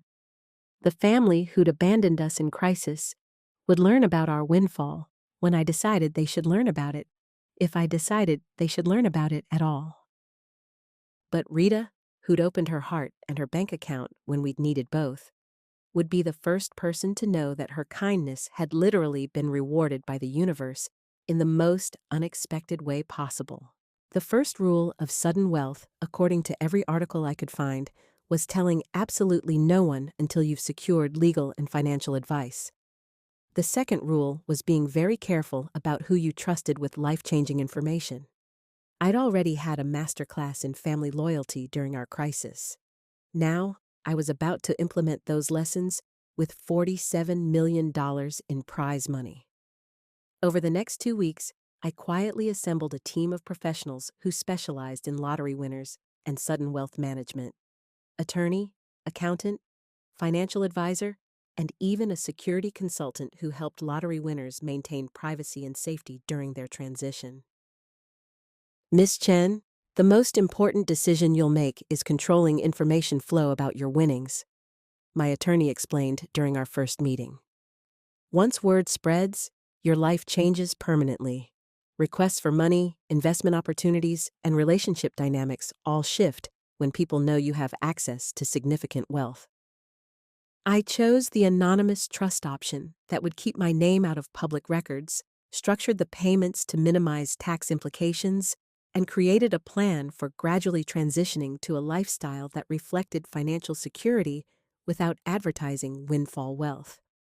But the most important decision was who deserved to know about our good fortune and who had forfeited that privilege through their actions during our desperate period.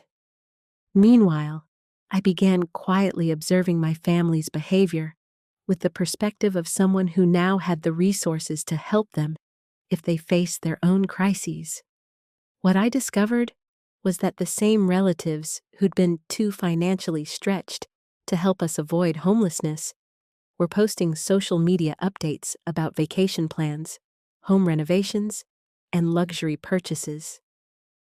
Michael shared photos from a $15,000 family ski trip to Switzerland. Jessica posted about her kitchen remodel, featuring custom Italian marble countertops. Uncle Robert celebrated purchasing his fourth rental property. Cousin David was planning a destination wedding in Tuscany. The family that had claimed financial constraints when asked to help a single mother avoid eviction seemed remarkably liquid when it came to funding their own lifestyle preferences. During this observation period, Rita continued being the grandmother Emma had always needed. Weekly phone calls, surprise visits with small gifts, offers to babysit during evening work events, maintaining the relationship she'd built through genuine care rather than obligation. Sarah, dear, you seem more relaxed lately. I hope the new job is working out well. Things are definitely more stable, Rita.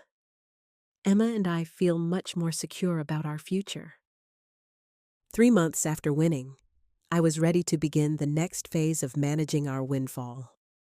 Not by announcing our good fortune to family who demonstrated their priorities, but by quietly ensuring that the person who'd helped us would understand that her kindness had created consequences she could never have imagined.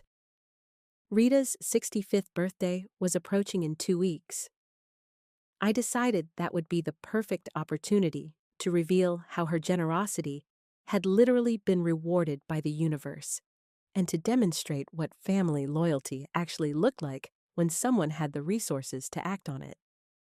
The woman who treated us like family when we needed family most was about to learn that some good deeds create returns that exceed anything the giver could have expected. Rita's 65th birthday party was planned as a small family gathering at her favorite restaurant. Just Rita, Emma, me, and a couple of her close friends. She'd specifically requested nothing fancy because she didn't need presents at her age, preferring to spend time with people she loved. Emma had been excited for weeks about Rita's birthday, carefully choosing a handmade card and helping me select a gift that would be meaningful without revealing the scope of what we could now afford. We'd settled on a beautiful photo album filled with pictures of Emma and Rita from the past year. Memories of the relationship that had blossomed after Rita's incredible generosity. "Oh, Emma, this photo album is perfect. Look at all these wonderful memories we've made together. You two have brought such joy to my life this year." After dinner and cake, Emma presented Rita with her card, a handmade creation featuring drawings of lottery balls and the message, "Thank you for being the luckiest thing in our lives." Rita read it with the kind of grandmotherly pride that made me emotional watching their bond. "Grandma Rita, your birthday numbers were super lucky for us. Remember how I used them for our lottery tickets?" "Well, something really amazing happened." "Emma, let me tell Grandma Rita about that." I handed Rita a sealed envelope with her name written in my handwriting. Inside was a letter I'd spent weeks crafting, along with documentation that would change her understanding of how profoundly her kindness had been rewarded. "Rita, 6 months ago, you saved Emma and me from homelessness when my own family couldn't find ways to help. You treated us like family when we needed family most. What you don't know is what happened because of your kindness." Rita opened the letter and read silently, her expression changing from curiosity to confusion to complete shock as she absorbed what I'd written about our lottery win using her birthday numbers. "Sarah, this says you won the lottery? The big lottery? Using my birthday numbers?" $47 million, Rita. Emma chose your birthday numbers because she wanted to honor you, and the universe rewarded your kindness in the most extraordinary way possible. What followed was something I'd never seen from Rita. Tears of joy mixed with disbelief as she tried to process that her act of family loyalty had literally been rewarded by fate in the most unexpected way possible. "I didn't help you expecting anything in return. I helped because you're family, because Emma needed stability, because it was the right thing to do. Rita, that's exactly why the universe chose to reward you. Your help came from genuine love, not expectation. And now, Emma and I want to share our good fortune with the person who taught us what family really means." I handed Rita another envelope, this one containing information about the trust fund I'd established in her name. Enough money to ensure her retirement was comfortable, her medical needs were covered, and her golden years reflected the security she'd provided us during our darkest period. "Rita, you gave us everything when we had nothing. Now we want to make sure you never worry about money, health care, or security for the rest of your life. This isn't payment for your kindness. It's family taking care of family." The evening ended with Emma explaining to Rita how she'd chosen the birthday numbers because Grandma Rita is the luckiest person in our family, creating a moment of perfect poetry where generosity had been rewarded by the universe in ways that exceeded anyone's imagination. 6 months after Rita's birthday revelation, I was sitting in my new home office, reviewing financial statements, when Emma came running in with news that would change everything about our lottery story. "Mom, I need to tell you something important about the lottery numbers. I wasn't completely honest about how I picked them." I set down my paperwork and gave Emma my complete focus, wondering what 8-year-old secret she'd been carrying about our life-changing lottery ticket. When I said I wanted to use Grandma Rita's birthday numbers, that was true. But there's something else. Remember when Daddy left and you were really sad? Yes, sweetheart. That was a difficult time for both of us. Well, I heard you crying one night, and I made a wish. I wished that someone in our family would be really nice to us, and that if they were, something really good would happen to them too. Emma, what exactly did you wish for?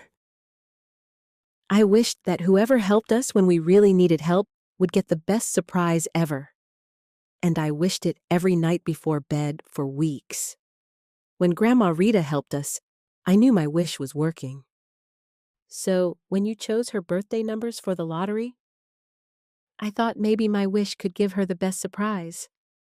I didn't know we would win, too, but I wanted something really good to happen to her because she was so nice to us. I stared at my daughter, processing the revelation that our lottery win hadn't been random luck or cosmic coincidence.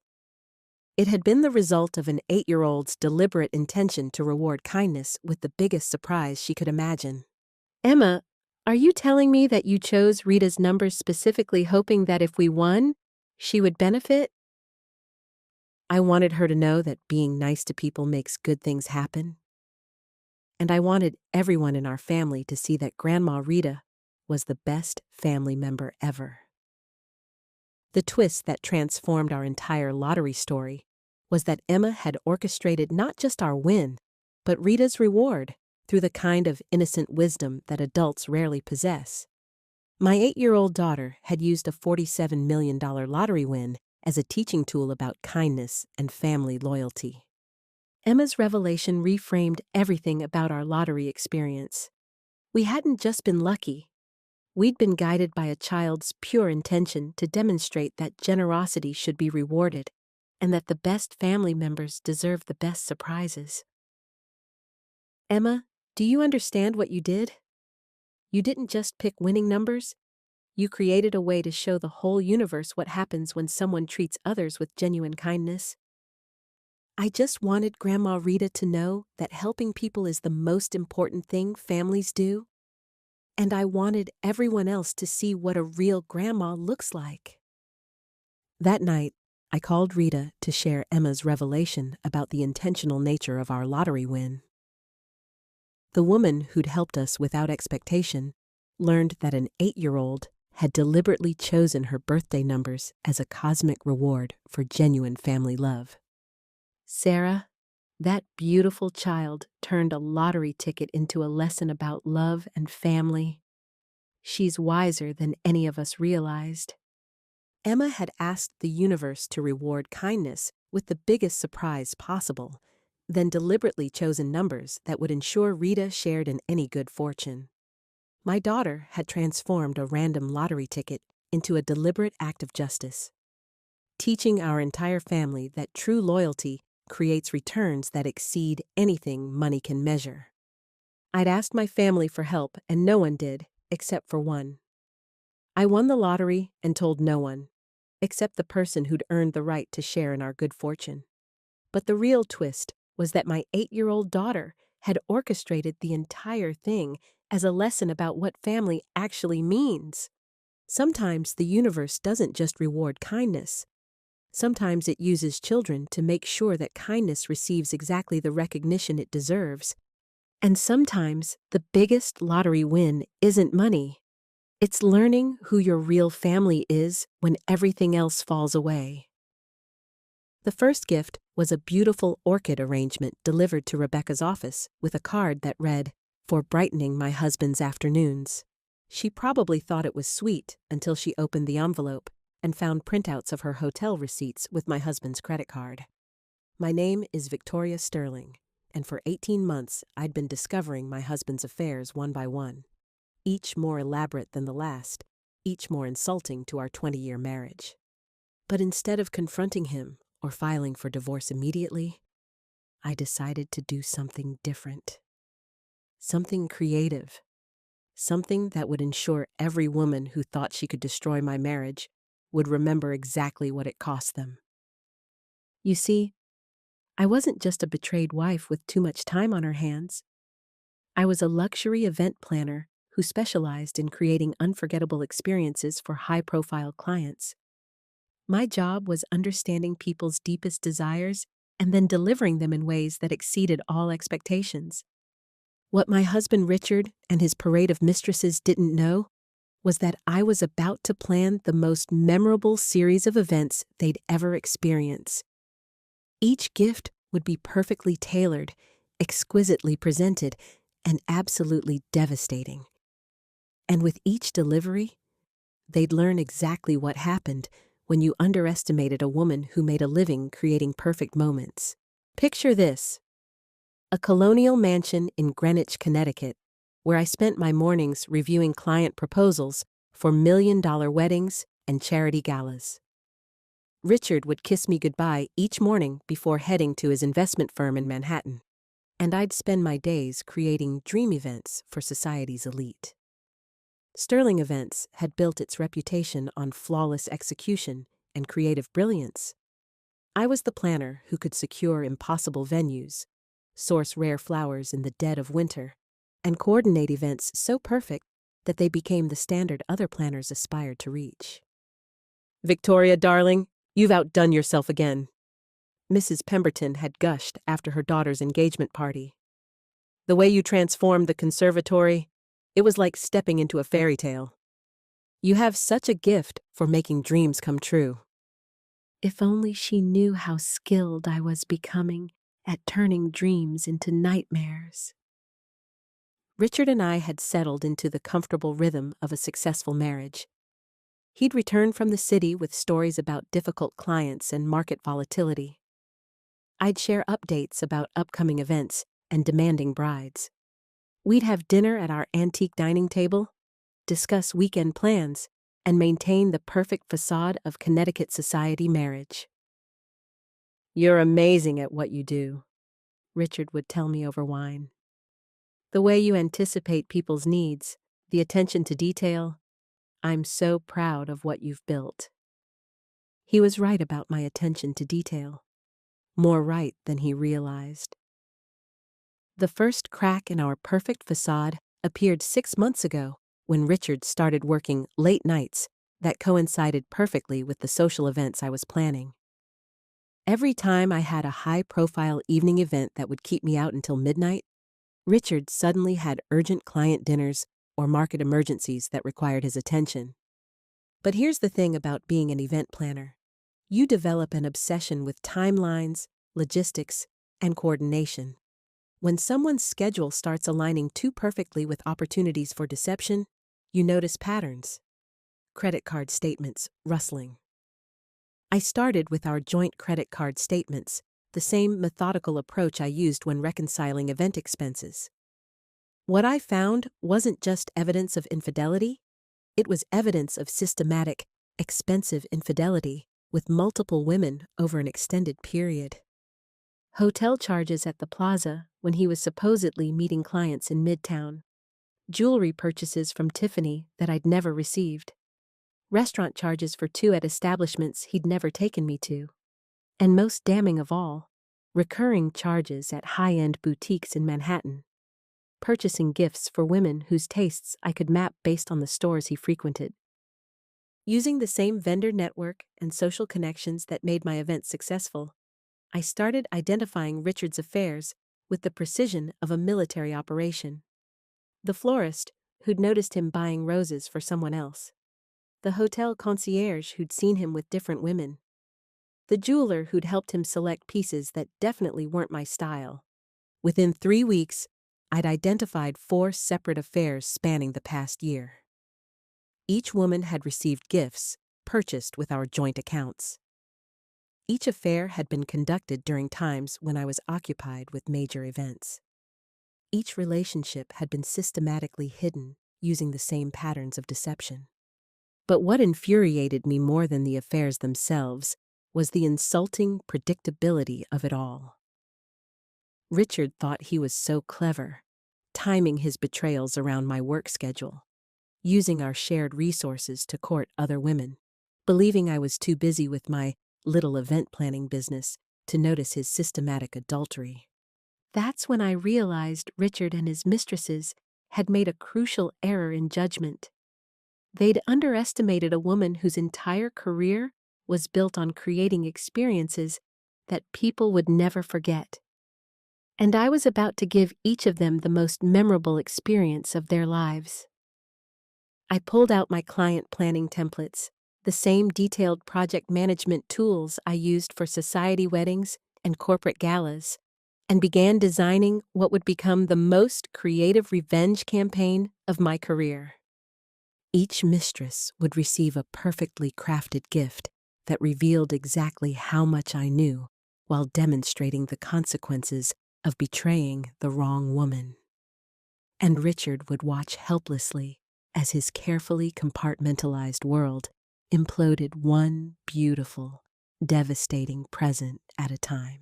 The beauty of having an extensive network in luxury services is that information flows both ways. The same vendors who helped me create magical events for clients were more than happy to share observations about my husband's less magical activities throughout Manhattan. Mrs. Sterling?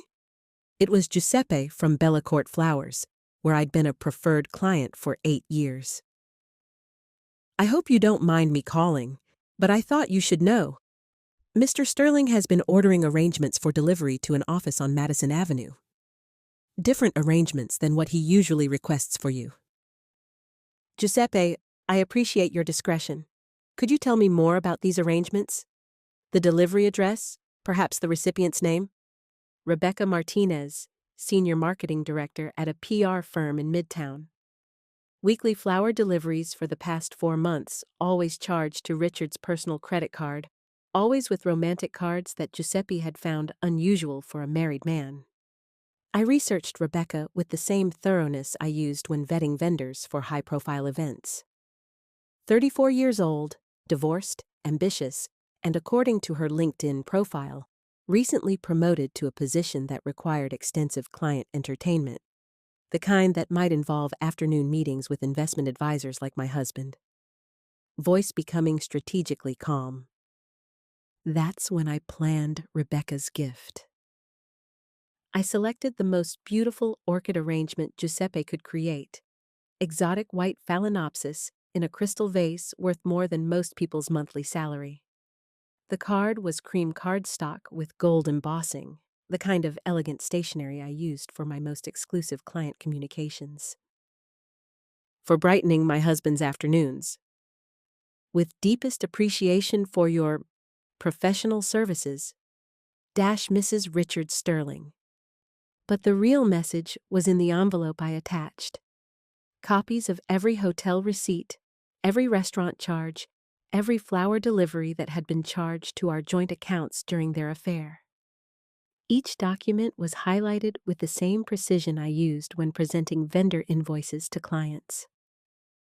I arranged for delivery during Rebecca's lunch break, when her colleagues would see the stunning arrangement arrive and assume she'd received a romantic gesture from someone important.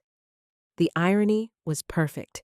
She'd get maximum public attention right before experiencing maximum private humiliation. The call came 3 hours after delivery. Mrs. Sterling, this is Rebecca Martinez. I think there's been some misunderstanding about the flowers you sent. Oh no, Rebecca. No misunderstanding at all. I wanted to thank you personally for helping my husband explore his interests. I'm sure you understand that all professional services must eventually be compensated. I don't know what you want me to say. Victoria, maintaining elegant calm.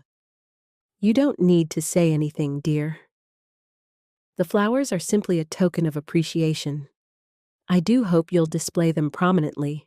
They're quite expensive. But then again, so is your 4-month relationship with my husband. The beauty of that first gift was its subtlety. To anyone observing, Rebecca had received a gorgeous floral arrangement. Only she knew the true message, and only she understood that her affair had been discovered, documented, and was now being handled by someone with far more sophistication than she'd anticipated. Rebecca ended the relationship within 48 hours. Giuseppe later told me that Richard had come in personally, asking why his business associate was no longer accepting flower deliveries. The humiliation of being exposed while simultaneously being dismissed was exactly the education she'd needed about the consequences of adultery.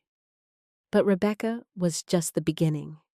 While I was planning her gift, I'd already identified Richard's next affair, and this one was going to require a much more creative approach. Jennifer Walsh was a yoga instructor at Richard's health club, 28 years old, with an Instagram full of inspirational quotes about following your bliss and embracing abundance. According to the spa charges on our credit card, Richard had been embracing her abundance quite regularly during his lunch breaks. Jennifer's gift would need to match her spiritual aesthetic while delivering a much more earthly message about consequences. And I had the perfect idea. Jennifer Walsh presented a delicious challenge. Her entire brand was built around wellness, mindfulness, and positive energy. Her Instagram featured daily affirmations about authentic living and honoring sacred relationships. The irony of her sleeping with a married man while preaching about authenticity was too perfect to waste.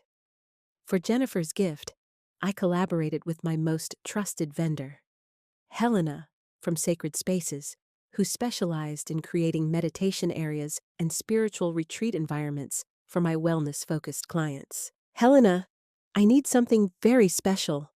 A complete mindfulness kit. Crystals, meditation cushions, aromatherapy oils, singing bowls. Everything a serious practitioner would need for deep spiritual reflection. Oh, Mrs. Sterling, how lovely. Is this for one of your retreat events? Something like that. I want it to encourage very deep, very honest self-reflection about personal choices and their consequences. The package I created was a spiritual seeker's dream. Rare crystals supposedly aligned with truth and clarity. Meditation cushions embroidered with mantras about honesty and integrity. Essential oils blended specifically for releasing guilt and shame. And a beautiful singing bowl that Helena promised would clear negative energy and reveal hidden truths. But the centerpiece was a handwritten letter on handmade paper, designed to look like spiritual guidance from a wise teacher. Dear Jennifer, may this collection of sacred tools guide you toward deeper truth and authentic living. As you meditate on honesty, integrity, and respect for sacred bonds, may you find clarity about the energy you're bringing into the world. Included are photos to aid your contemplation of how adultery affects the chakras of all involved. Namaste. A fellow seeker of truth. The photos to aid contemplation were security camera screenshots from the health club's parking garage, showing Jennifer and Richard in his car during what were supposed to be her lunch breaks. Each photo was printed on high-quality paper, with spiritual quotes about honesty and right action printed beneath. I arranged delivery to Jennifer's apartment on a Sunday morning, the time she typically posted her most philosophical Instagram content about living with intention and authenticity. The package was so beautifully assembled that she'd assume it was from an admirer or spiritual mentor. The aftermath was swift and public. Within hours of receiving the package, Jennifer had deleted every social media post about authentic living and sacred relationships. Her Instagram went silent for 3 days before she posted a cryptic message about learning difficult lessons about integrity. More importantly, the health club manager mentioned to Richard that Jennifer had abruptly resigned from her position, citing a need to realign her spiritual practice with her personal choices. Another affair ended, another mistress educated about consequences. But as satisfying as Rebecca and Jennifer's gifts had been, they were still relatively gentle introductions to my creative capabilities. Richard's third affair was about to receive a much more elaborate demonstration of what happened when you underestimated a woman who specialized in creating unforgettable experiences. Cassandra Price was different from the others. She wasn't some naive young woman who'd been swept off her feet by a charming older man. She was a 40-year-old divorce attorney who knew exactly what she was doing when she started her affair with my husband.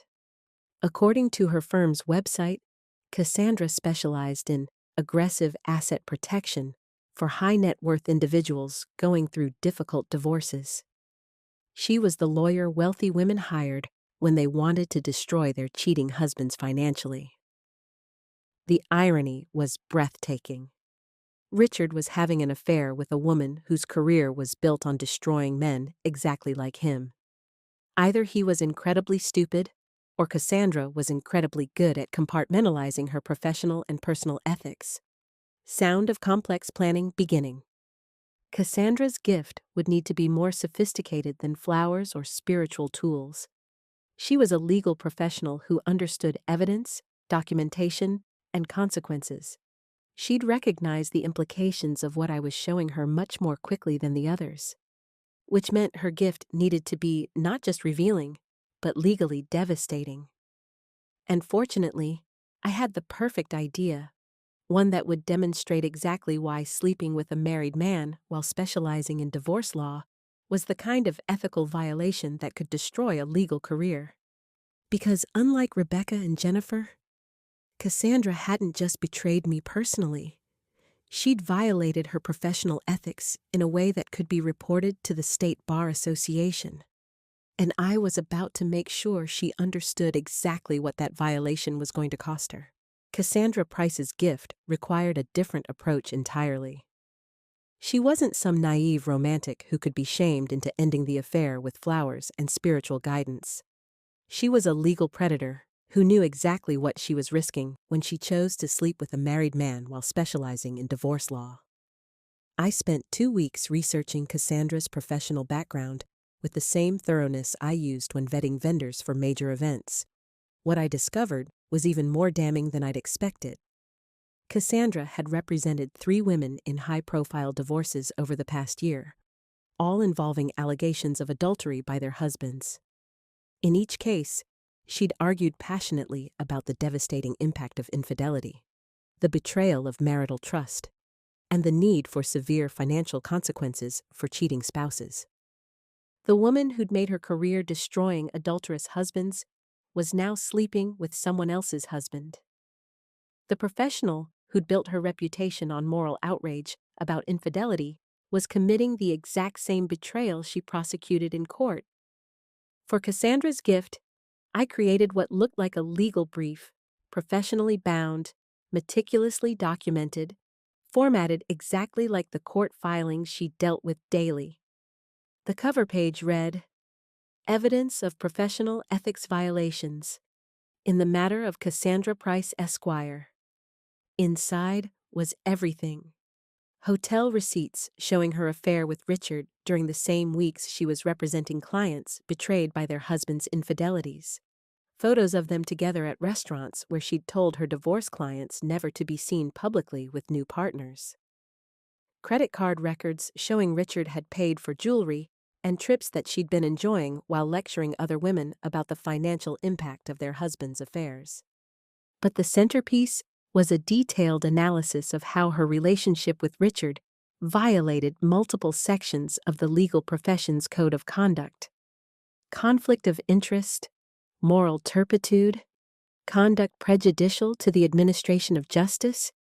I'd laid out a case that would devastate her law license. The gift was delivered in an elegant leather portfolio with a note on legal letterhead I'd had printed for the occasion. Miss Price, please find enclosed documentation regarding your recent professional conduct. As someone who has built her career on moral outrage about adultery, I'm sure you'll appreciate the irony of your current situation.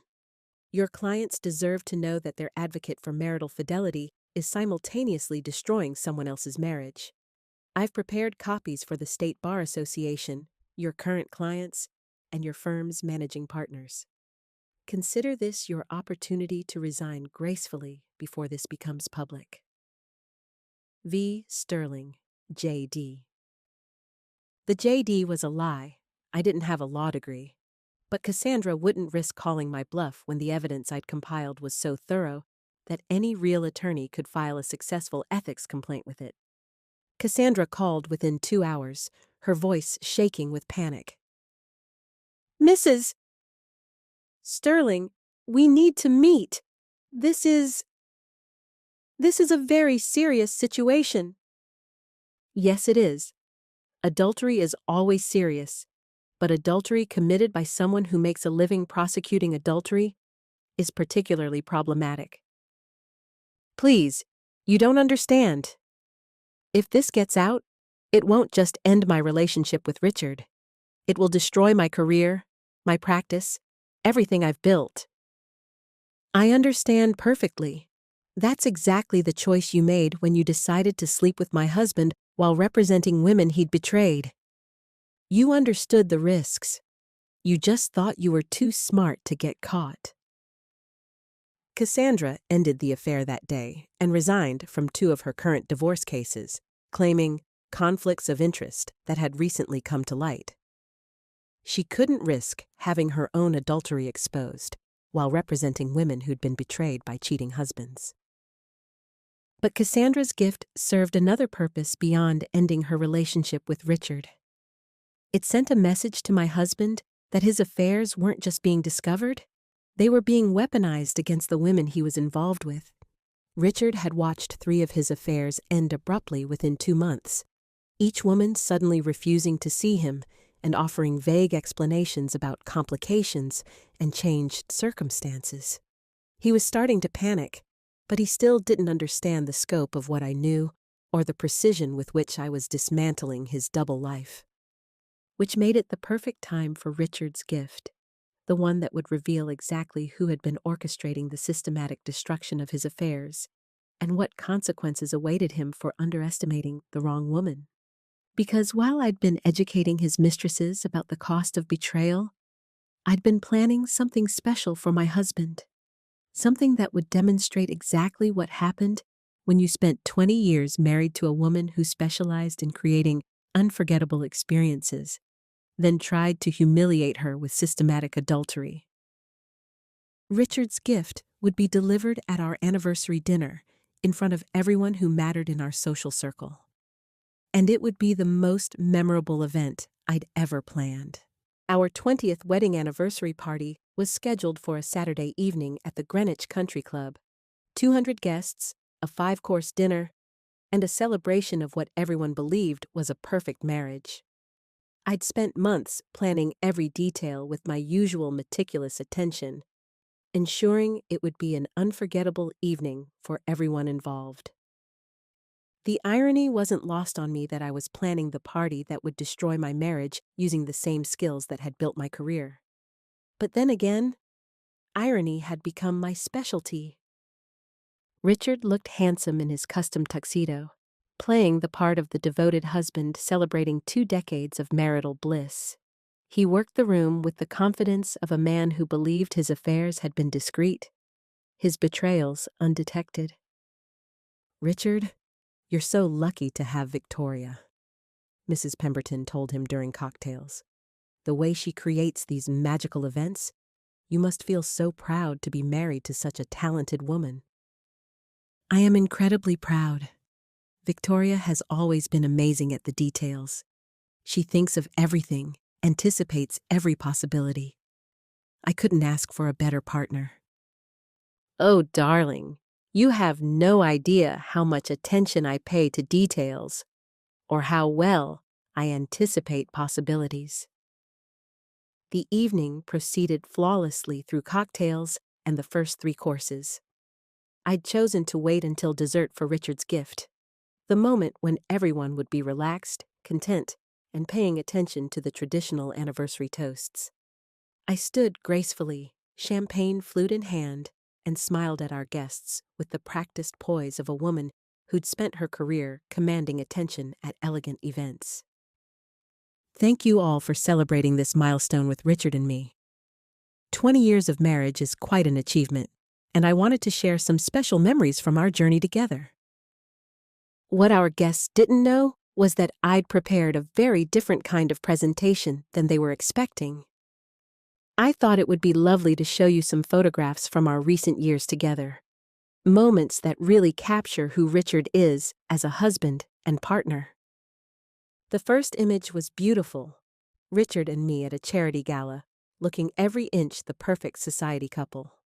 The guests smiled and raised their glasses approvingly. This was taken last spring at the Children's Hospital benefit.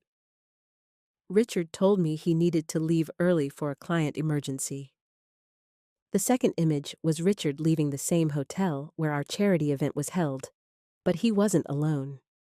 Rebecca Martinez was clearly visible beside him, and the timestamp showed they'd left together during his supposed emergency. Fortunately, I was able to document where that emergency actually took place. Image after image followed. Richard with Jennifer at the health club, Richard with Cassandra at expensive restaurants charged to our joint accounts, hotel receipts, credit card statements, and security camera footage that painted an undeniable picture of systematic infidelity. But the final slide was the masterpiece. A perfectly organized timeline showing all three affairs simultaneously, with financial documentation proving that Richard had spent over $50,000 of our joint assets on his various relationships. As you can see, Richard has been very busy building relationships throughout our marriage. I thought our friends should know exactly how he's been spending our anniversary years. Victoria, stop this. This is insane. What's insane, darling, is thinking you could systematically betray our marriage while I planned your anniversary party. What's insane is believing I wouldn't notice $50,000 in adultery expenses. What's insane is underestimating a woman who specializes in creating unforgettable experiences. The room erupted in whispers and shocked conversations as our social circle processed what they'd just witnessed. These were the same people who'd admired our marriage, who'd held us up as an example of lasting love and partnership. I've taken the liberty of having divorce papers prepared. They're at your place setting, Richard, along with documentation of every expense you'll need to reimburse. Consider it my anniversary gift to you. I've also prepared gifts for your former partners, professional consequences that match their personal choices. Rebecca has been reported to her company's HR department for inappropriate relationships with clients.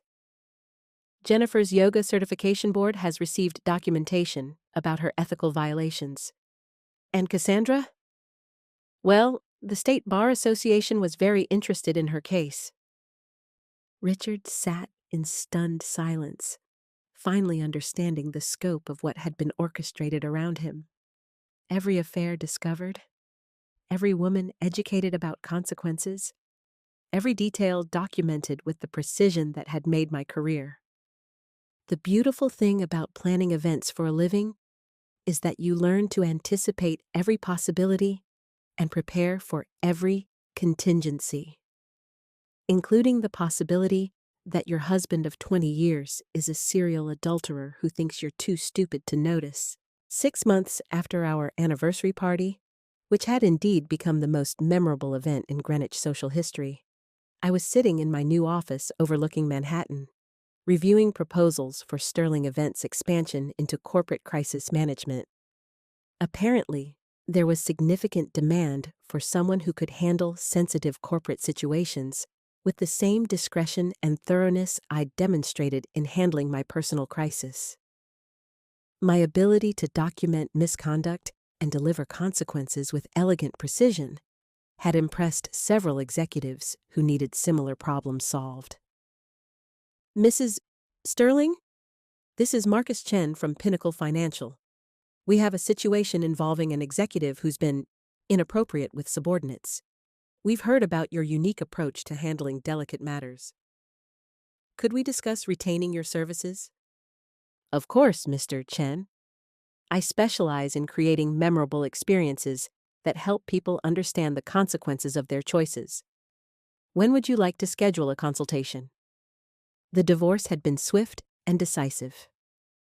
When your husband's affairs are documented with photographs, receipts, and security footage, And when those affairs have been systematically exposed to his professional and social networks, there's very little room for negotiation. Richard had agreed to every term I'd requested rather than face the public trial that would have revealed even more details about his systematic deceptions. He'd lost the house, the majority of our assets, and most importantly, his reputation in the financial community where trust was everything. His 3 former mistresses had each faced their own consequences. Rebecca had been quietly terminated from her PR firm after HR determined her affair with a client violated company policy. Jennifer had lost her yoga certification and been forced to relocate after her spiritual community learned about her adultery. And Cassandra had resigned from her law firm before the ethics investigation could formally conclude. But the most satisfying consequence was watching Richard struggle to rebuild his professional life after word spread through our social and business networks about his character. The same society connections that had made my event planning business successful ensured that everyone who mattered knew exactly why our marriage had ended. Meanwhile, my reputation had been enhanced by the elegant way I'd handled the situation. Rather than becoming the bitter, hysterical wife that Richard had probably expected, I demonstrated the same professional competence in managing my personal crisis that had made me successful in business. I'd also started dating again, something that felt revolutionary after 20 years of marriage to a man who'd systematically betrayed my trust. The men I met now were impressed by my strength, my success, and my ability to handle complex challenges with grace and intelligence. "I have to ask," David Harrison had said over dinner at Le Bernardin, the same restaurant where Richard had taken Cassandra. "How did you handle discovering your husband's affairs so methodically?" Most people would have just confronted him or hired a private investigator. I realized that my professional skills were perfectly suited to handling personal betrayal. Why hire someone else to do what I could do better myself? David was a federal prosecutor who appreciated strategic thinking and thorough preparation. He understood justice and consequences in ways that Richard never had. Most importantly, he'd never been married before and was building our relationship on transparency and respect rather than deception and entitlement. That evening, I stood in my new Manhattan apartment, smaller than the Greenwich mansion, but infinitely more peaceful, reviewing the thank you notes I'd received from other women who'd heard about my approach to handling infidelity. "Dear Mrs. Sterling, I wanted to thank you for inspiring me to document my husband's affair before confronting him. Following your example, I was able to expose his deception to his business partners and secure a much better divorce settlement. Your gifts to his mistresses gave me the courage to create my own consequences." Each letter reminded me that Richard's betrayal had led to something unexpected, a new career helping other women handle their own betrayals with strategic precision rather than emotional chaos. The woman who'd planned perfect events for other people had learned to plan perfect justice for herself. The wife who'd been taken for granted had become the strategist who'd systematically dismantled her husband's double life. Richard had given me gifts for 20 years. Flowers on anniversaries, jewelry on birthdays, promises of devotion that turned out to be lies. But the greatest gift he'd ever given me was underestimating my capabilities so completely that he'd provided me with the perfect opportunity to demonstrate them. Every affair I discovered became an opportunity to create something beautiful and devastating. Every gift I delivered taught someone an unforgettable lesson about consequences. And every woman who received my presents learned exactly what happened when you tried to destroy the marriage of someone who specialized in making dreams come true. The woman who left a gift at every affair she discovered had given herself the greatest gift of all: freedom from a man who'd never deserved her creativity, her loyalty, or her love. And trust me, I was very, very good at creating experiences that lasted a lifetime. The dinner party, where everyone had a reason to hate him. The invitation arrived on cream-colored cardstock with gold embossing. You're cordially invited to celebrate James's promotion to senior partner at Morrison & Associates. Saturday evening, 7 o'clock. Black tie optional. What the invitation didn't mention was that every single guest had been carefully selected for one very specific reason. They all had personal scores to settle with my husband. My name is Dr. Helen Morrison, and for 6 months, I'd been planning what would appear to be the perfect celebration dinner for my husband's career milestone. 12 guests, 5 courses, and an evening that would demonstrate exactly what happened when you spent 15 years systematically betraying the trust of everyone around you. What James didn't know was that his promotion wasn't the only thing being celebrated that night. I was hosting a masterclass in collective justice, where each guest would contribute their own chapter to the story of why James Morrison deserved everything that was about to happen to him. James thought he was attending a dinner party, honoring his professional success while surrounded by friends and colleagues who admired his achievements. What he was actually walking into was the most elegant revenge symposium ever orchestrated, one where every guest had been personally wronged by the guest of honor, and every course would serve up a different variety of consequences. Picture this: a restored Victorian mansion in Boston's Beacon Hill, where I'd spend my mornings reviewing psychiatric case notes while planning the most psychologically sophisticated dinner party of my career. As a forensic psychiatrist who specialized in analyzing antisocial behavior patterns, I understood exactly how to design social situations that would reveal someone's true character under pressure. For 15 years, I'd watched James charm his way through our social and professional circles while systematically betraying the trust of nearly everyone he encountered.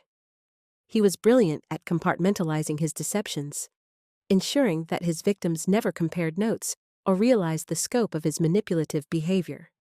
But James had made one crucial error in his pattern of betrayal.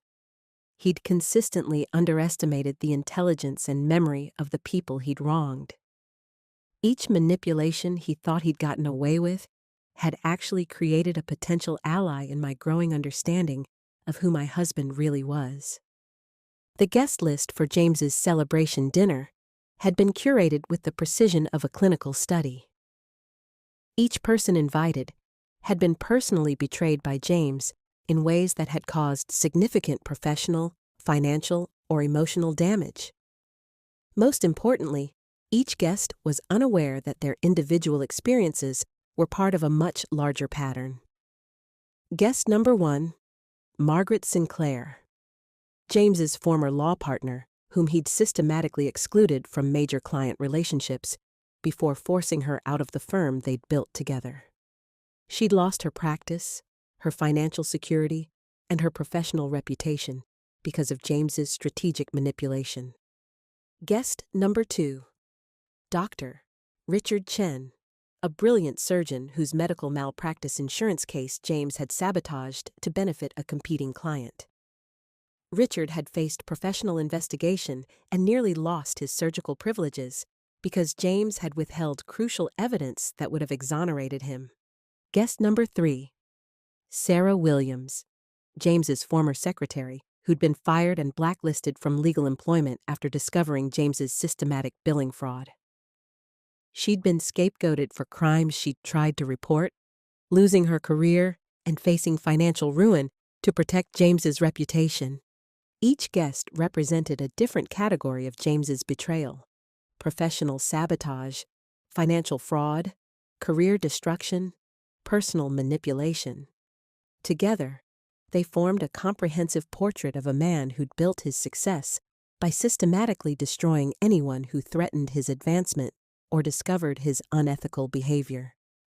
But the most sophisticated aspect of my guest list was that I'd structured the dinner to encourage natural conversation flow that would gradually reveal the connections between everyone's experiences.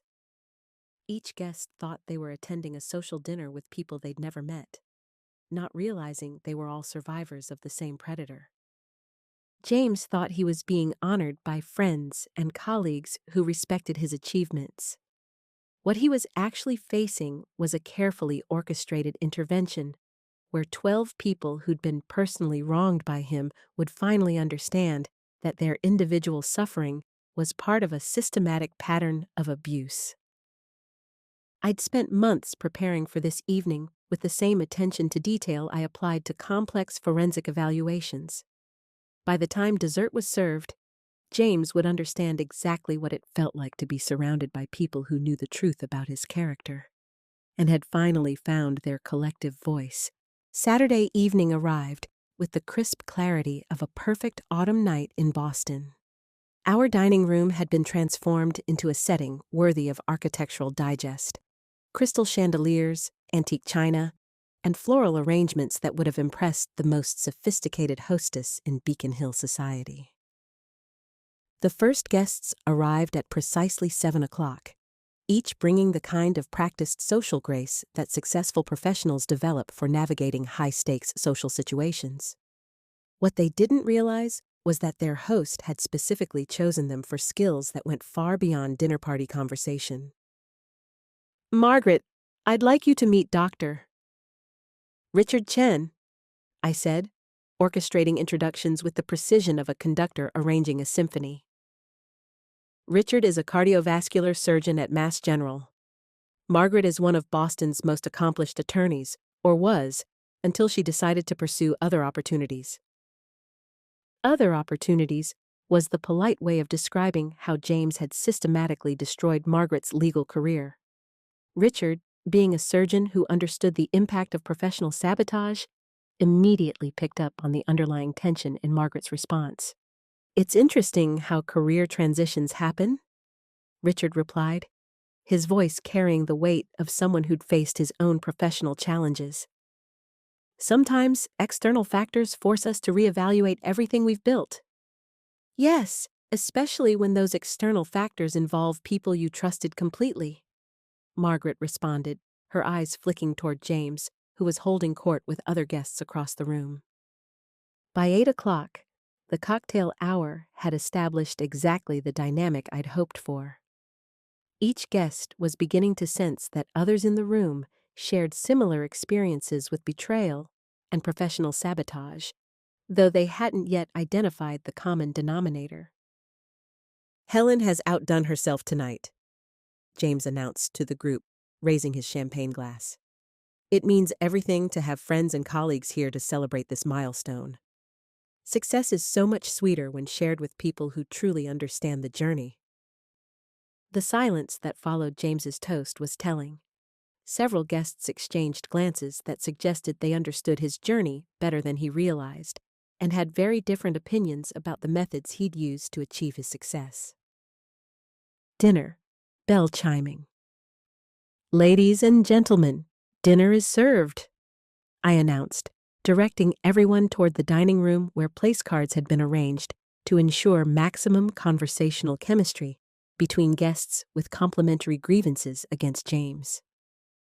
I'd positioned James at the head of the table, surrounded by people whose lives he'd damaged in ways he'd assumed they'd never connect or discuss.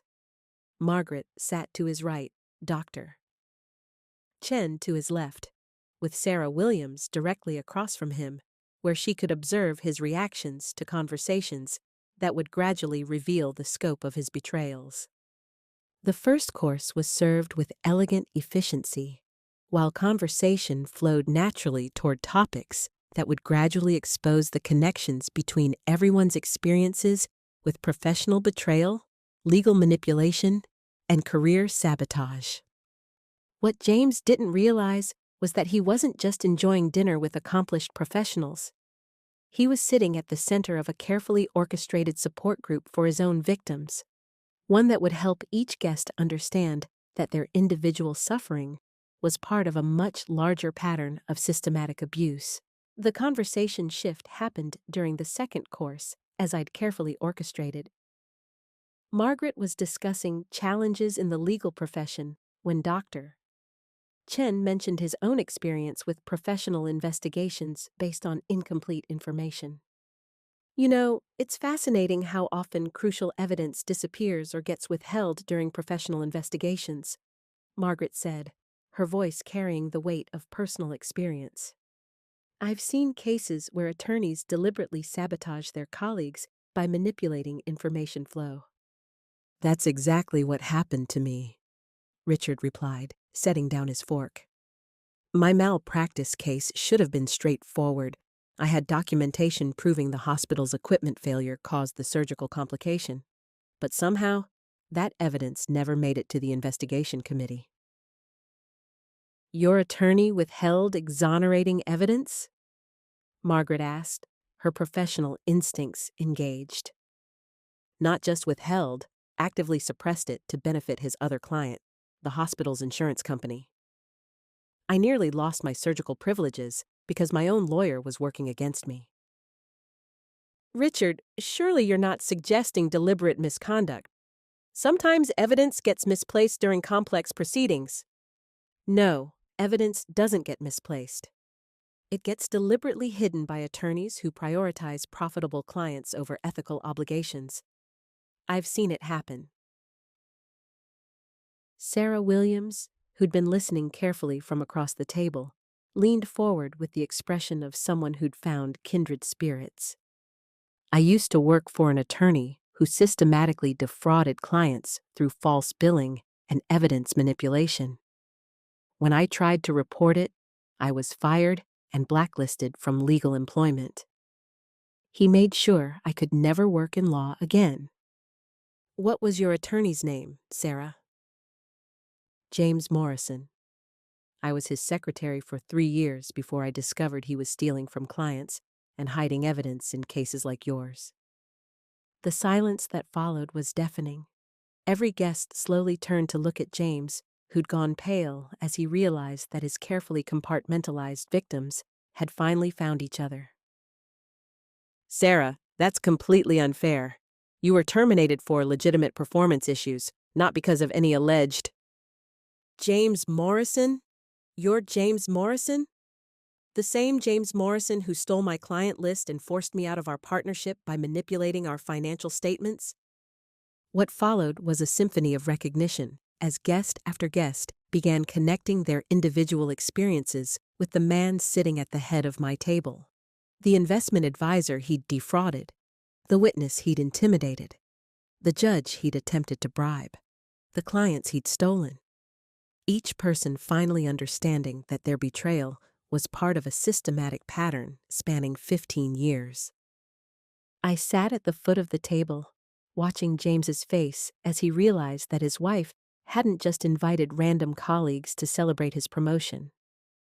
I'd assembled a prosecution team of his own victims, each one now armed with the knowledge that they weren't alone in their experiences. Helen, what is this? What have you done? What I've done, James, is exactly what any good forensic psychiatrist does. I've gathered all the evidence needed to demonstrate a clear pattern of antisocial behavior. Every person at this table has been personally victimized by your systematic manipulation and betrayal. The only question now is what they choose to do with this information, and whether you understand that your career celebration just became your professional funeral. What happened next was beautiful in its spontaneous organization. Without any coordination from me, James's victims began naturally structuring their revelations like a formal proceeding, with each person presenting their case against him in chronological order. Margaret, with her legal training, naturally took the lead in organizing the presentations. If we're going to do this properly, let's establish a clear record. James, you're facing allegations from 12 people spanning 15 years of professional misconduct. Each of us will present our case, and then we'll discuss collective action. This is insane! You can't turn my dinner party into some kind of kangaroo court. You systematically destroyed our careers and livelihoods. The least you can do is listen to the consequences of your actions. One by one, Each guest presented their experience with James's betrayal. The financial fraud, the evidence tampering, the witness intimidation, the client theft. A comprehensive catalog of professional misconduct that painted an undeniable picture of systematic criminal behavior. James destroyed my career for trying to report his billing fraud. I lost my apartment, my savings, everything, because I tried to do the right thing. He convinced me to invest my retirement savings in a development project that he knew was fraudulent. I lost $200,000 because I trusted someone I thought was my friend. James Morrison attempted to bribe me during the Patterson custody case. When I refused, he filed false ethics complaints that required 6 months of investigation to resolve. Each testimony added another layer to the portrait of a man who'd built his entire career on betraying the trust of everyone around him. What made it even more devastating was that James couldn't deny any of the allegations. Every guest had documentation, witnesses, and evidence that supported their claims. What we're seeing here is a textbook case of antisocial personality disorder with narcissistic features, I explained to the group with clinical precision. James has spent 15 years systematically exploiting everyone who trusted him, believing that his compartmentalized approach would prevent his victims from ever comparing experiences. But antisocial behavior patterns always eventually collapse under their own weight. Tonight, James is facing the collective consequences of every betrayal he thought he'd gotten away with. The question now is how we proceed. James has committed actionable offenses against each of us. We can pursue individual cases, or we can coordinate a comprehensive complaint that demonstrates the pattern of his misconduct. What amazed me was how quickly James's victims organized themselves into an effective prosecution team. Margaret provided legal expertise, Dr. Chen offered professional credibility, Sarah had inside knowledge of James's methods, and the other guests contributed their own specialized skills and documentation. Helen, please. You're my wife. We can work this out privately. These people don't understand. What these people understand, James, is exactly who you really are. And what I understand is that I've been married to a predator who spent 15 years destroying innocent people while I looked the other way. Your promotion celebration just became your resignation party, and these people are going to make sure you never have the opportunity to victimize anyone else again. By 10 o'clock, James's victims had organized themselves into the most effective prosecution team I'd ever witnessed. Each person contributed their expertise to ensure that James would face comprehensive consequences for 15 years of systematic misconduct. Margaret drafted a formal complaint to the State Bar Association that outlined James's pattern of professional misconduct, supported by testimony from multiple victims and extensive documentation. The complaint was so comprehensive that disbarment was virtually guaranteed. Dr. Chen contacted the district attorney's office to report the criminal aspects of James's behavior: evidence tampering, witness intimidation, bribery attempts, and fraud. As a respected surgeon, his testimony carried significant weight with prosecutors. Sarah provided insider documentation of James's billing fraud, client deception, and evidence manipulation that she'd secretly preserved when she was fired. Her records would support criminal charges that could result in significant prison time.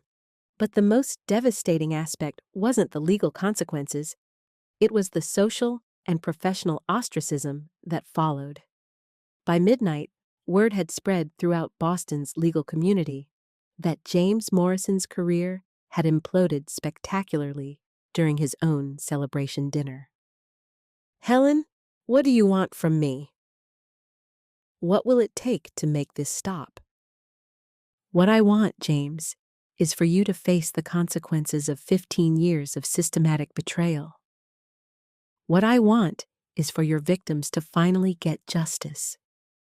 And what I want is for you to understand that some dinner parties are planned by people who understand exactly how to serve revenge at the perfect temperature. Sound of guests departing with purpose. The guests left that evening not as strangers who'd shared an awkward dinner, but as allies who'd found each other and their collective voice. They'd exchanged contact information, shared legal resources, and coordinated their efforts to ensure James would face maximum consequences for his crimes. I stood in my empty dining room, surrounded by the remnants of the most successful dinner party I'd ever hosted. The crystal glasses still sparkled, the china remained elegant, and the floral arrangements continued to perfume the air with their beauty. But the most beautiful element wasn't the decor. It was the justice that had finally been served to a man who'd spent 15 years believing he could betray anyone without consequences. 6 months after the dinner party that ended James's career, I was reviewing the quarterly reports for my expanded forensic psychiatry practice from my new office overlooking Boston Common. The publicity from James's case had brought national attention to my work analyzing antisocial behavior patterns in professional settings. James had been disbarred, convicted of multiple felonies, and sentenced to 8 years in federal prison. More importantly, every person he'd victimized had received restitution and the satisfaction of seeing their abuser face comprehensive consequences for his crimes. Margaret had rebuilt her legal practice with the support of colleagues who'd learned the truth about why she'd originally left the profession. Dr. Chen had been completely exonerated and was now serving on the hospital's ethics board. Sarah had found new employment and was pursuing her law degree to become an advocate for whistleblowers. The dinner party had become a case study in collective victim advocacy that was being taught in law schools and psychology programs across the country. My technique of bringing together an abuser's victims to share their experiences had proven remarkably effective for both healing and legal prosecution. I'd also been invited to speak at conferences about using social psychology principles to expose patterns of professional misconduct. The Morrison method had become a recognized approach for helping institutional predators' victims find their collective voice. The man who'd thought he could systematically betray everyone around him had discovered exactly what happened when his victims finally understood they weren't alone. James had spent 15 years compartmentalizing his abuse, believing that his victims would never compare notes or organize against him. What he'd learned was that some dinner parties are designed by forensic psychiatrists who understand exactly how to create social situations that reveal truth, encourage healing, and deliver justice with elegant precision. I'd hosted a celebration dinner where everyone had a reason to hate him. By the end of the evening, they'd all found their reasons to ensure he'd never hurt anyone else again. Sometimes the best revenge isn't personal. It's providing a platform where justice can be served collectively, beautifully, and with the kind of systematic precision that ensures the consequences match the crimes. The dinner party, where everyone had a reason to hate him, became the night when everyone finally got their reason to see justice served. And trust me, I was exceptionally good at planning menus that left everyone satisfied.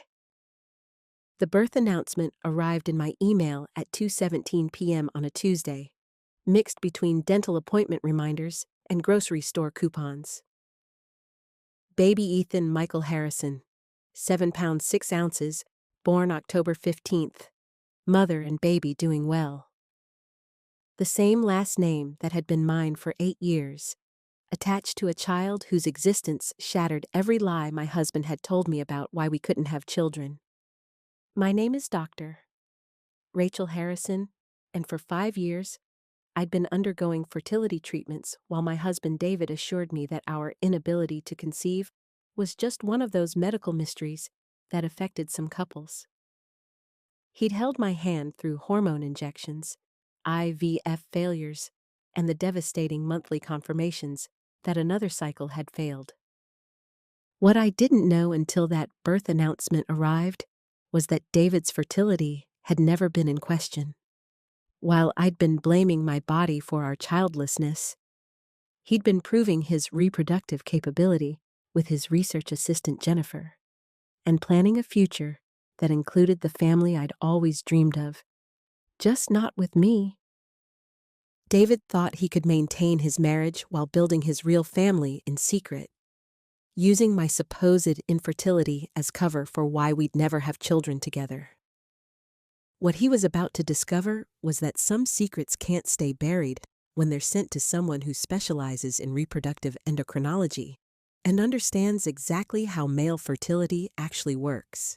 Picture this: a fertility clinic in downtown Chicago where I'd spend my mornings helping couples navigate the complex journey toward parenthood while secretly struggling with my own unexplained infertility. As a reproductive endocrinologist, I understood every aspect of human fertility, except why my own body seemed incapable of the pregnancies I helped other women achieve daily. My practice specialized in complex fertility cases where traditional approaches had failed and couples needed advanced reproductive technologies to conceive. I'd built my reputation on solving medical mysteries, identifying hidden causes of infertility, and designing treatment protocols that helped seemingly hopeless cases achieve successful pregnancies. The irony of helping other women conceive while failing to get pregnant myself wasn't lost on anyone, least of all David, who'd been remarkably supportive throughout our fertility journey. "Rachel, you help so many couples every day. Our time will come. Maybe it's just the stress of your work affecting your hormones. These things happen when they're meant to happen." For 5 years, I'd been both doctor and patient in the fertility world, undergoing every test, trying every protocol, and analyzing every failed cycle with the clinical objectivity that had made my practice successful.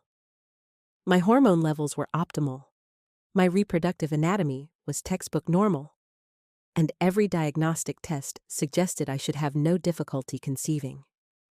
The only variable that had never been thoroughly evaluated was David. His initial semen analysis 8 years ago had shown adequate parameters, and he'd been resistant to follow-up testing, claiming that repeatedly performing on demand was affecting his stress levels and potentially impacting our natural conception chances.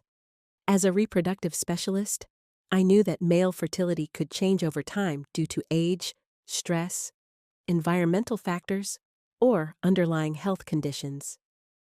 But David had consistently deflected suggestions for updated fertility testing, preferring to focus on optimizing my reproductive health through increasingly aggressive treatments. "Maybe we should consider using a donor," David had suggested after our 4th IVF failure. "There's no shame in needing help, and you've seen how successful those treatments can be for your patients." Looking back with professional hindsight, David's eagerness to move toward donor conception should have triggered more clinical curiosity about why he was so willing to bypass potential male factor issues. But grief and hope had clouded my medical judgment in ways that would never have happened with a patient's case. The fertility treatments had consumed 5 years of our marriage, tens of thousands of dollars, and significant physical and emotional toll that had strained our relationship in ways I'd attributed to the stress of infertility, rather than questioning whether our infertility was even real. The birth announcement that arrived on Tuesday changed everything. Not just because David had a child I'd never known about, but because that child's existence proved that every assumption I'd made about our fertility challenges had been based on incomplete information. And as a medical professional who specialized in fertility, I was uniquely positioned to investigate exactly what information had been withheld. The birth announcement included details that immediately triggered my medical training. Baby Ethan's birth weight, gestational timing, and the absence of any complications suggested a healthy pregnancy resulting from normal fertility. More importantly, the timing indicated conception had occurred during a period when David was supposedly supporting me through our most intensive fertility treatments. Using my professional access to medical databases, I began investigating David's actual fertility status with the same thoroughness I'd apply to any complex case.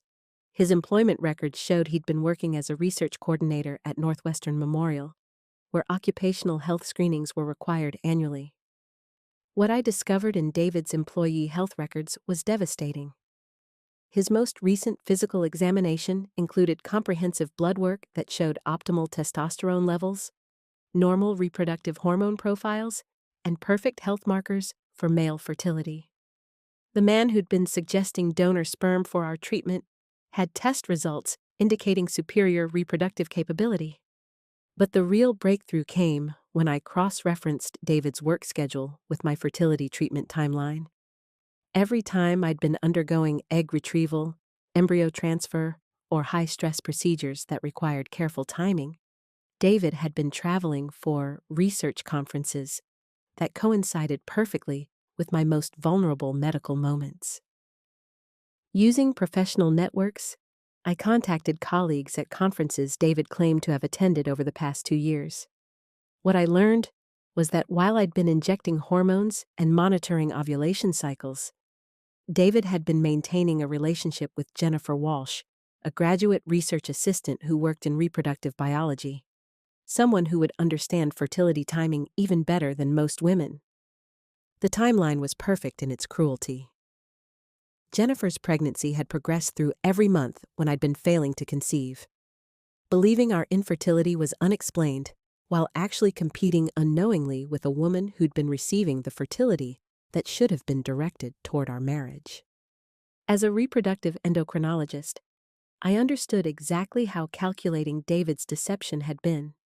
He'd used his knowledge of my treatment cycles to time his absences, his familiarity with fertility testing to avoid follow-up analysis, and his awareness of my emotional investment in motherhood to manipulate my focus away from questioning his role in our childlessness.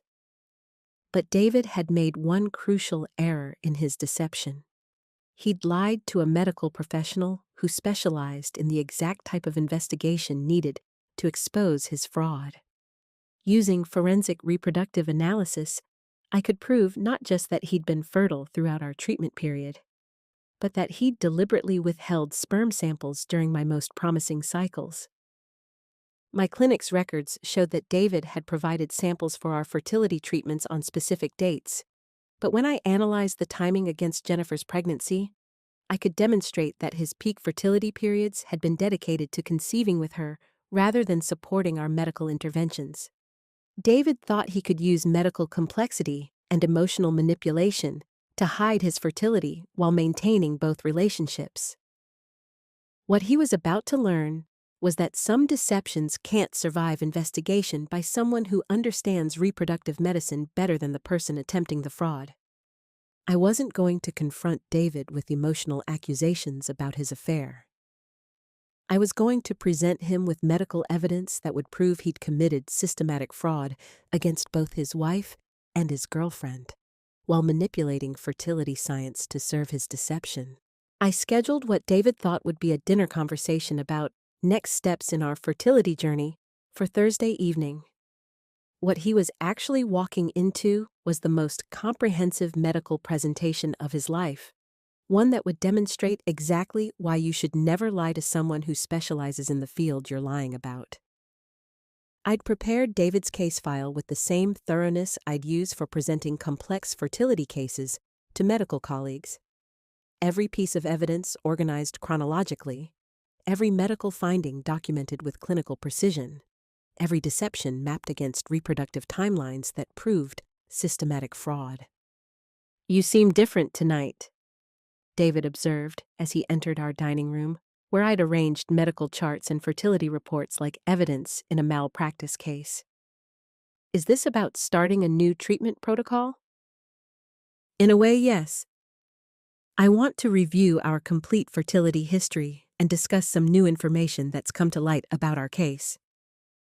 I opened David's file folder and began presenting his fertility case with the same professional detachment I'd use when teaching medical students about complex reproductive scenarios. "David, I've completed a comprehensive analysis of our 5-year fertility journey, including examination of all medical records, treatment timelines, and outcome data. What I've discovered represents one of the most systematic cases of medical deception I've encountered in my practice. I laid out David's employee health records showing optimal fertility markers, his work schedule proving deliberate absence during my treatment cycles, and Jennifer's pregnancy timeline demonstrating conception during periods when he'd claimed to be supporting our fertility efforts. Rachel, I don't understand what you're suggesting. You're presenting this like some kind of medical case rather than discussing our marriage. David, this is a medical case. You've systematically defrauded a reproductive endocrinologist while manipulating fertility science to maintain dual relationships. Let me walk you through the evidence. I presented each element of his deception with medical precision. The fertility testing he'd avoided, the treatment cycles he'd sabotaged, the periods when his sperm should have been available for our procedures but was being used to conceive with Jennifer.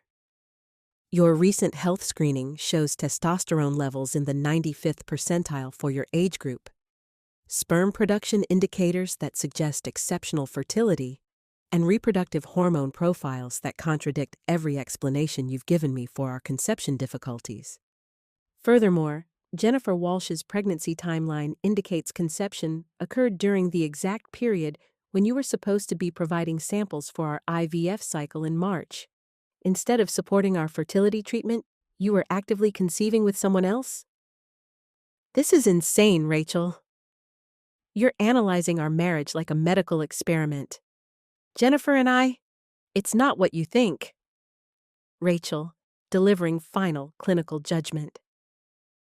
What I think, David, is that you've committed fertility fraud while manipulating a medical professional who specializes in exactly the type of reproductive analysis needed to expose your deception.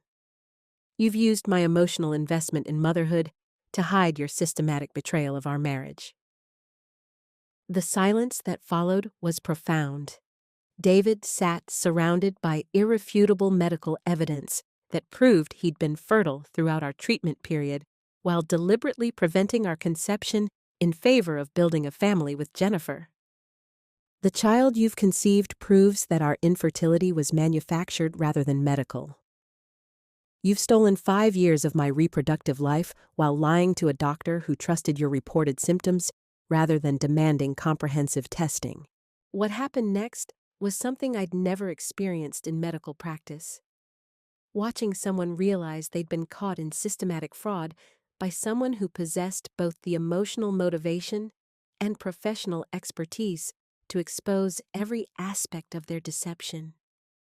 Rachel, please. I know this looks bad, but you have to understand. I never meant for it to go this far. Jennifer and I, it just happened, and when she got pregnant, I couldn't just abandon her. David, this didn't just happen. You've been systematically manipulating fertility science while defrauding someone who makes a living helping couples conceive. This represents calculated reproductive fraud spanning multiple years. I continued my presentation with clinical objectivity that made David's emotional appeals seem irrelevant compared to the medical facts. His avoidance of follow-up fertility testing, his strategic absence during my ovulation windows, his encouragement of increasingly aggressive treatments that he knew would fail. But the most damaging aspect isn't just the personal betrayal. You've manipulated medical science while lying to a reproductive specialist.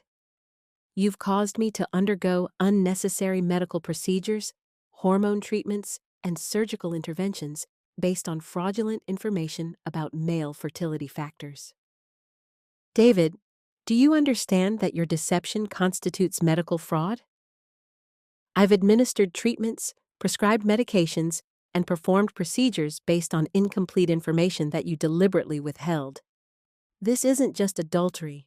This is systematic healthcare fraud. As both a medical professional and a victim of medical fraud, I understood exactly how serious David's deception was from legal, ethical, and professional perspectives. He'd manipulated medical care while causing physical and emotional harm through unnecessary treatments. What are you going to do? Are you going to report this to medical boards? This could destroy my career, my relationship with Jennifer, everything. David, your career should be destroyed. You've committed fraud against a medical professional while manipulating fertility science. Your relationship with Jennifer was built on lies about your marriage status and family planning. Everything you've built deserves to be destroyed because it was built on systematic deception. I explained exactly what David's fertility fraud would cost him. Medical board investigation for patient deception, potential criminal charges for healthcare fraud, professional consequences at Northwestern Memorial for ethical violations, and divorce proceedings that would expose his systematic manipulation of medical treatment.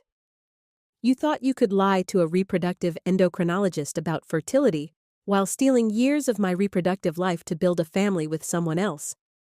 What you're about to learn is that medical fraud has consequences that extend far beyond personal relationships. David's face went through the kind of transformation I'd seen in patients when they finally understood the full scope of their medical diagnosis. The comfortable fiction he'd maintained was collapsing under scientific evidence that proved systematic deception rather than unexplained infertility. Jennifer doesn't know about the fertility treatments you've caused me to undergo, does she? She doesn't know that while she was conceiving your child, I was injecting hormones and undergoing procedures that you knew would fail because you were deliberately withholding your fertility from our marriage. Within a week, David's systematic fertility fraud had triggered investigations that extended far beyond our personal relationship. As a licensed medical professional, I was obligated to report healthcare fraud, especially when it involved manipulation of fertility treatments and patient deception. The Illinois Medical Board opened an investigation into David's interference with fertility treatments, which constituted unlicensed practice of medicine and patient fraud. Northwestern Memorial launched their own inquiry into ethical violations by an employee who'd manipulated medical information while maintaining dual relationships. But the most devastating consequence came when I contacted Jennifer Walsh directly to provide her with medical information that would help her understand exactly what kind of man had fathered her child. Miss Walsh? This is Dr. Rachel Harrison. I'm a reproductive endocrinologist, and I need to discuss some important medical information about David Harrison that I think you should know before making decisions about your future with him. Dr. Harrison? I don't understand. David never mentioned that you were a doctor. He said you worked in medical administration. David has provided you with incomplete information about several aspects of his life. I think you deserve to know that while you were conceiving his child, he was married to me, and we were undergoing fertility treatments based on his claims that he was unable to father children. What followed was a conversation that revealed the scope of David's deception to both women. Jennifer had believed David was divorced, and that their relationship represented his first attempt at starting a family. Learning that he'd been married throughout their relationship, while actively preventing conception with his wife, transformed her understanding of his character. He told me that his marriage had ended because of irreconcilable differences about having children. He said his ex-wife didn't want kids, and that's why they'd separated. Jennifer, his ex-wife, is a reproductive endocrinologist who spent 5 years undergoing fertility treatments while he deliberately sabotaged our efforts to conceive. He's lied to both of us about fundamental aspects of fertility and family planning. What amazed me was how quickly Jennifer and I moved from mutual discovery to collaborative response. Both of us had been medically and emotionally manipulated by someone who'd used our reproductive biology against us while lying about his own fertility capabilities. 6 months later, David had lost his position at Northwestern Memorial, faced professional sanctions for ethical violations, and was paying both child support to Jennifer and substantial financial settlement to me for medical fraud and fertility deception. The medical board's investigation had resulted in a published case study about fertility fraud that was being used to train healthcare professionals about recognizing and reporting systematic patient deception. David's case had become a cautionary tale about the intersection of medical fraud and reproductive manipulation. Meanwhile, I'd transferred to a fertility clinic that specialized in helping women whose reproductive health had been compromised by partner deception. My experience with David's fraud had opened an entirely new area of medical practice focused on supporting victims of reproductive manipulation. "Dr. Harrison, thank you for taking my case," said Maria Santos, a patient whose husband had been secretly having a vasectomy while she underwent fertility treatments. "When I heard about your experience, I knew you'd understand what it feels like to have your reproductive health used against you." 2 years after discovering David's fertility fraud, I was sitting in my new office at the Reproductive Justice Center, reviewing cases that involved systematic partner deception and medical manipulation. My experience had led to establishing the first clinic specifically designed to support women whose fertility had been compromised by deliberate deception. The center provided both medical treatment and legal support for women who discovered that their unexplained infertility was actually the result of partner manipulation, sabotage, or fraud.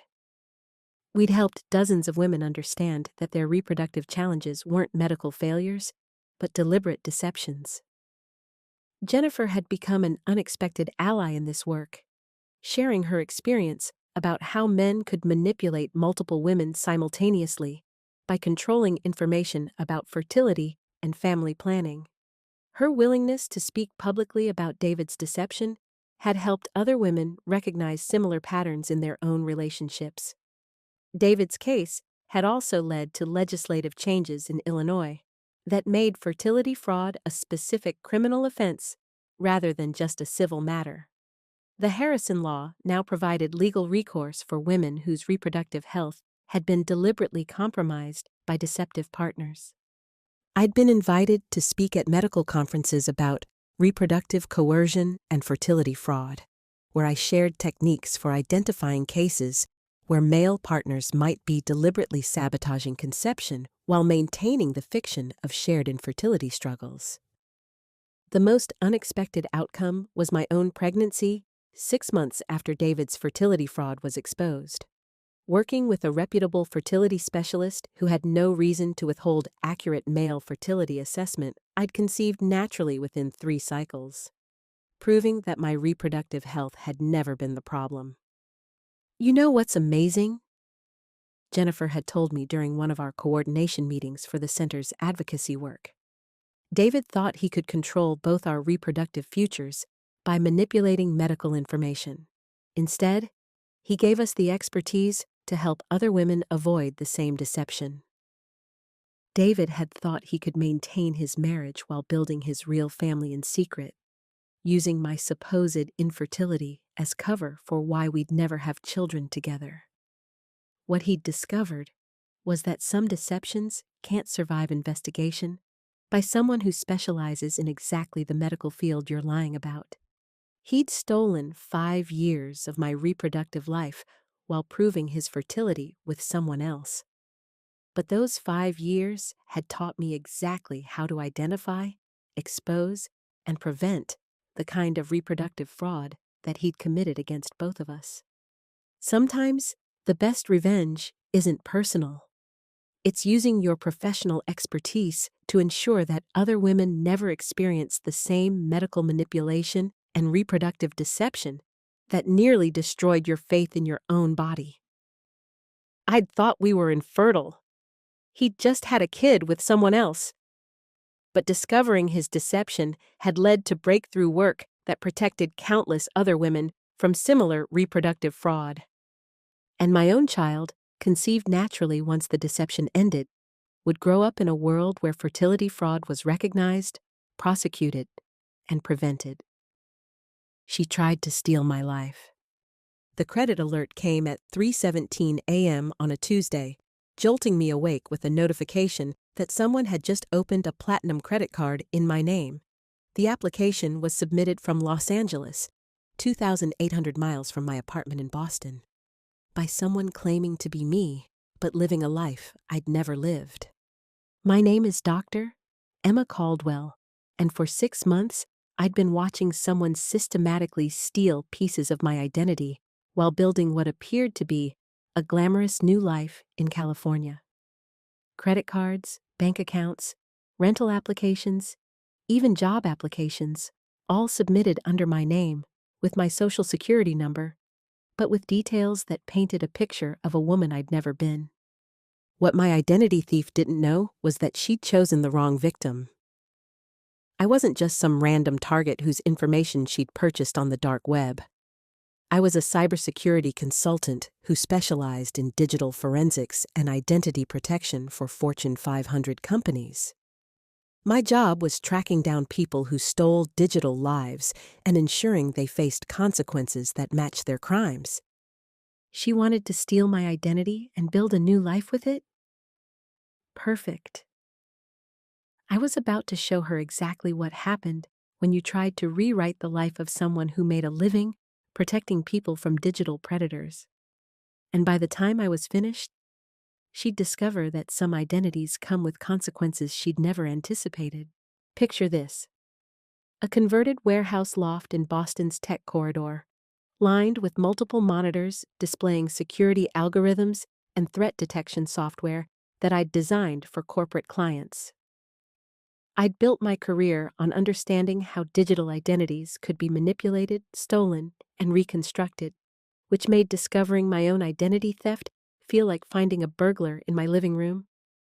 The first signs had appeared 6 months ago, small credit inquiries that didn't match any applications I'd submitted, a notification about a change of address I'd never requested, a confirmation email for a gym membership in Beverly Hills that I'd certainly never purchased. Most people would have called their bank, filed a police report, and hoped for the best. But I wasn't most people. I was someone who understood exactly how identity theft worked, how thieves operated, and most importantly, how to track them down using the same digital footprints they thought they'd hidden. I started with basic forensics, tracking every fraudulent application, every false account, every digital breadcrumb that my thief had left behind. What I discovered wasn't just random identity theft. It was systematic life reconstruction on an elaborate scale. My thief hadn't just stolen my financial information. She'd created an entirely new version of me. According to the fake documents, Emma Caldwell had moved to Los Angeles to pursue a career in entertainment marketing. She'd rented a luxury apartment in West Hollywood, joined an exclusive fitness club, and was apparently living the kind of glamorous lifestyle that my real salary could never support. But here's what made this personal, beyond just financial fraud. She was living a better version of my life than I was. While I worked 16-hour days designing security systems, my doppelganger was apparently attending Hollywood parties and posting Instagram stories about her fabulous West Coast lifestyle. She'd even created social media accounts under my name, filled with photos of a woman who looked enough like me to be believable, but was clearly living in a world I'd never inhabited. Beach parties in Malibu, networking events in Beverly Hills, romantic dinners at restaurants I'd only read about in magazines. Using trace analysis techniques I'd developed for corporate investigations, I started mapping her digital ecosystem. Every account she'd opened, every application she'd submitted, every online presence she'd created, all using my personal information, but building an identity that was everything I wasn't. That's when I realized this wasn't just about financial fraud. This was about someone who'd looked at my life and decided to improve upon it. She'd stolen my identity and used it to build the kind of existence she thought I should have been living. The breakthrough came when I traced one of her credit applications back to its digital origin. Hidden in the metadata was information that most thieves would never think to scrub: geolocation data, device fingerprints, and network traces that led back to a specific IP address in West Hollywood. Cross-referencing that data with social media analytics and public record searches, I identified my thief. Madison Claire Torres, 28 years old, originally from Phoenix, Arizona. with a history of small-time fraud and identity theft across 3 states. Madison had made her living stealing other people's identities to fund temporary lifestyles before moving on to new victims. But she'd gotten comfortable with my identity, probably because it had better credit and more financial access than her previous targets. What Madison didn't realize was that she hadn't just stolen from another victim.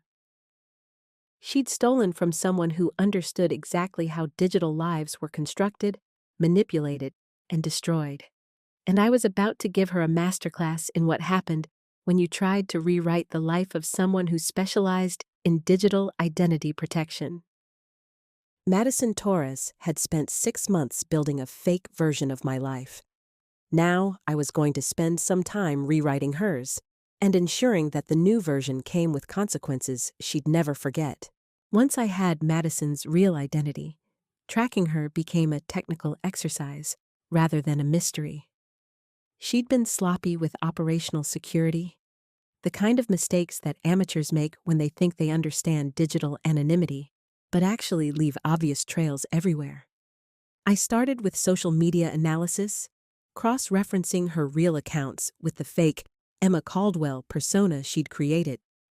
What I found was a woman living far beyond any legitimate means, funding a lifestyle through systematic identity theft that she documented obsessively online. Madison's Instagram showed her at expensive restaurants, designer shopping trips, and exclusive events, all funded by credit cards opened in other people's names. She'd been running this operation for at least 2 years, cycling through victims while maintaining the appearance of being a successful marketing professional in Los Angeles. But the real revelation came when I accessed her employment history through professional databases I had access to for client background checks. Madison had never worked in marketing. She'd never had a legitimate job lasting longer than 6 months. Her entire adult life had been funded by identity theft and credit fraud. Using advanced search techniques, I mapped out her entire network.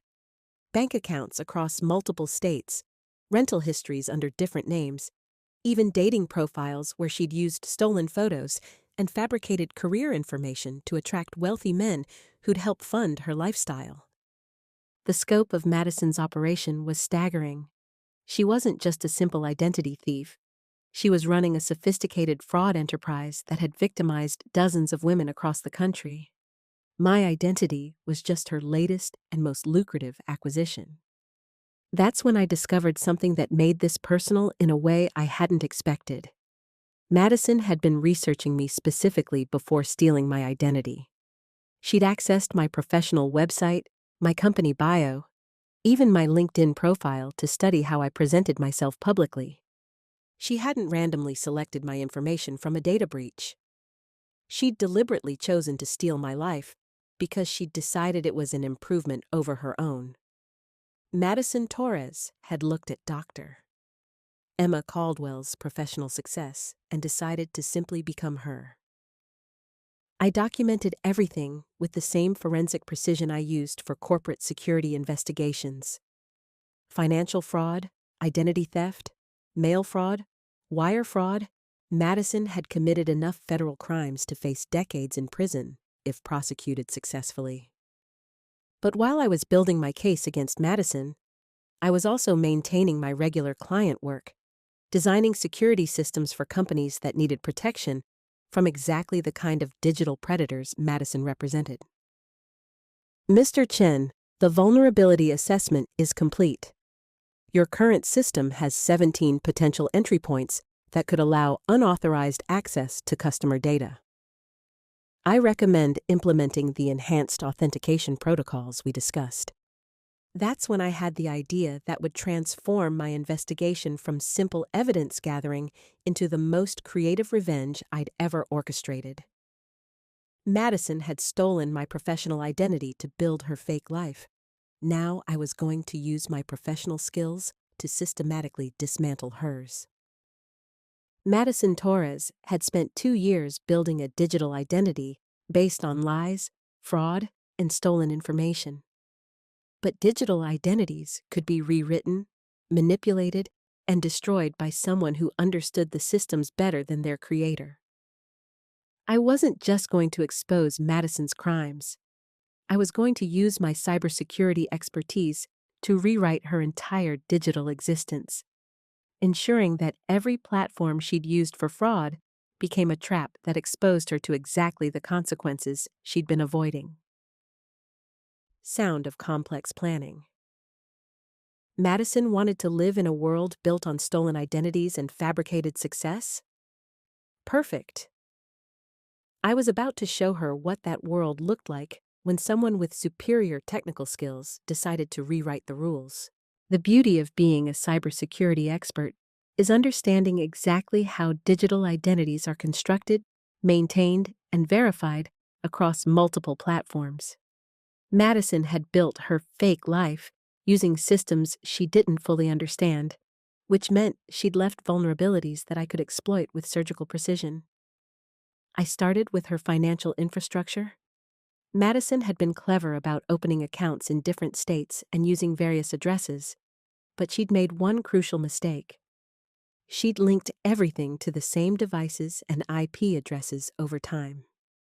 Using forensic tools I'd developed for corporate investigations, I could trace her entire network of fraudulent accounts. Phase 1 was documentation.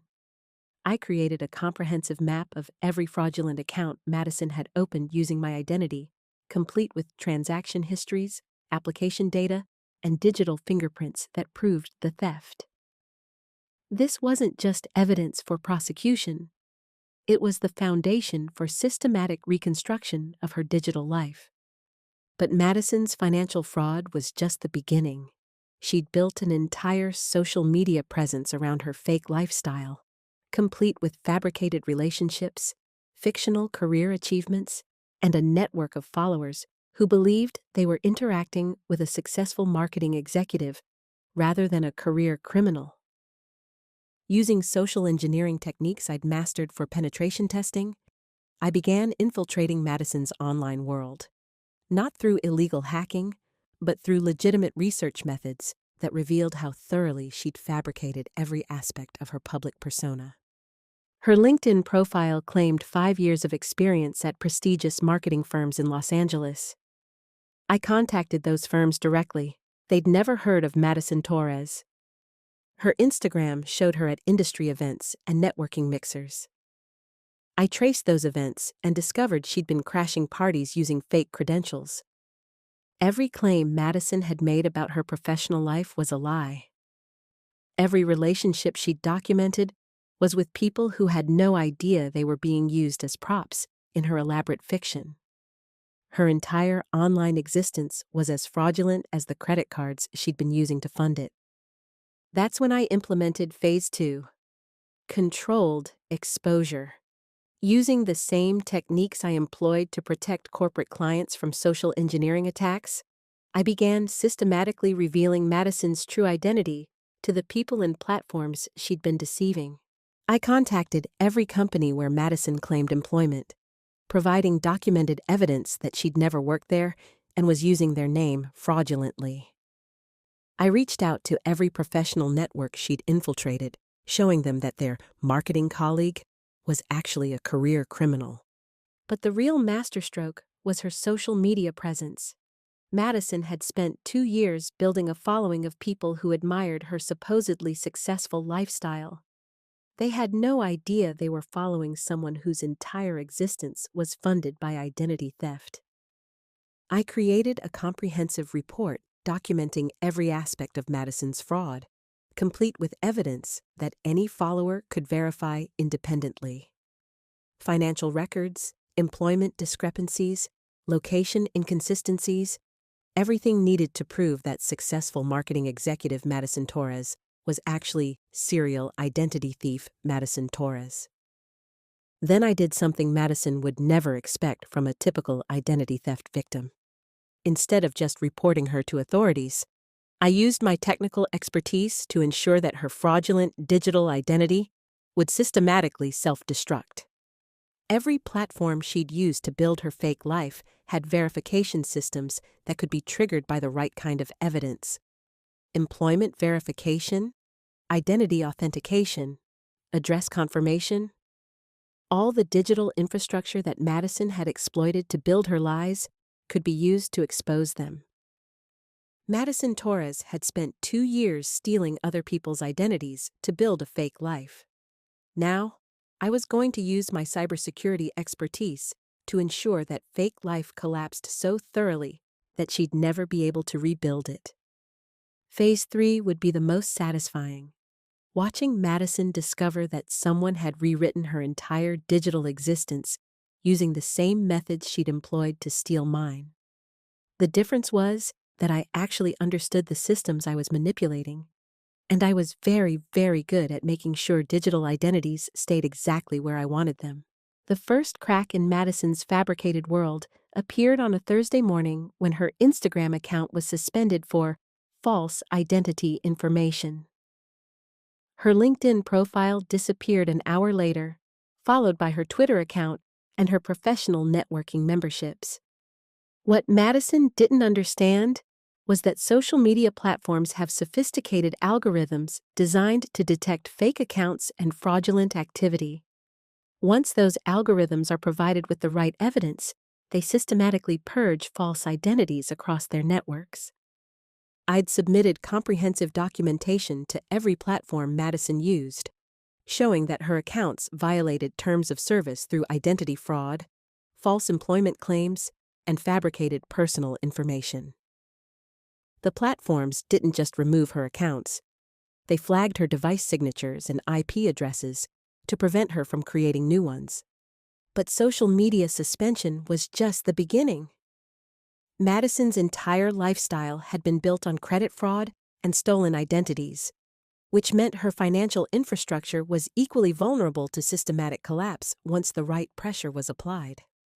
I documented every fraudulent account Madison had opened using my identity, complete with evidence that she'd never had legitimate income sufficient to qualify for the credit she'd received. Financial institutions are required to investigate identity theft reports, especially when they're accompanied by forensic documentation that proves systematic fraud. This is Dr. Emma Caldwell reporting identity theft involving account number. I have comprehensive evidence that this account was opened fraudulently using my personal information by someone who has never had legal access to my identity. Within 48 hours, every credit card Madison had opened in my name was frozen pending investigation. Her bank accounts were locked for fraudulent activity review. The luxury apartment she'd been renting with stolen credit was flagged for lease violation due to false income verification. The first sign that Madison understood what was happening came through a panicked voicemail left on the customer service line of one of the credit card companies. "This is Emma Caldwell calling about my account suspension. There's been some kind of mistake. I need these accounts reinstated immediately. This is affecting my ability to pay rent, buy food, everything." The irony was perfect. Madison was experiencing exactly what identity theft victims go through, suddenly finding their financial lives frozen while they tried to prove their identity to institutions that no longer trusted them. But I wasn't finished. Madison's fake professional life was about to collapse as thoroughly as her personal one. Using the same investigative techniques I employed for corporate security, I'd identified every business relationship, networking connection, and professional opportunity she'd accessed through fraud. Every marketing agency that had considered hiring Madison received detailed documentation showing that her entire resume was fabricated. Every networking group she'd joined was informed that she'd gained membership through false credentials. Every professional opportunity she'd pursued was revealed to be based on stolen identity and fraudulent qualifications. The woman who'd built her career on lies was discovering that digital reputations could be destroyed as systematically as they'd been created. Madison's professional network didn't just distance themselves from her, they actively warned others about her fraudulent activities. Meanwhile, my own identity was being restored with the kind of efficiency that comes from having forensic documentation and technical expertise.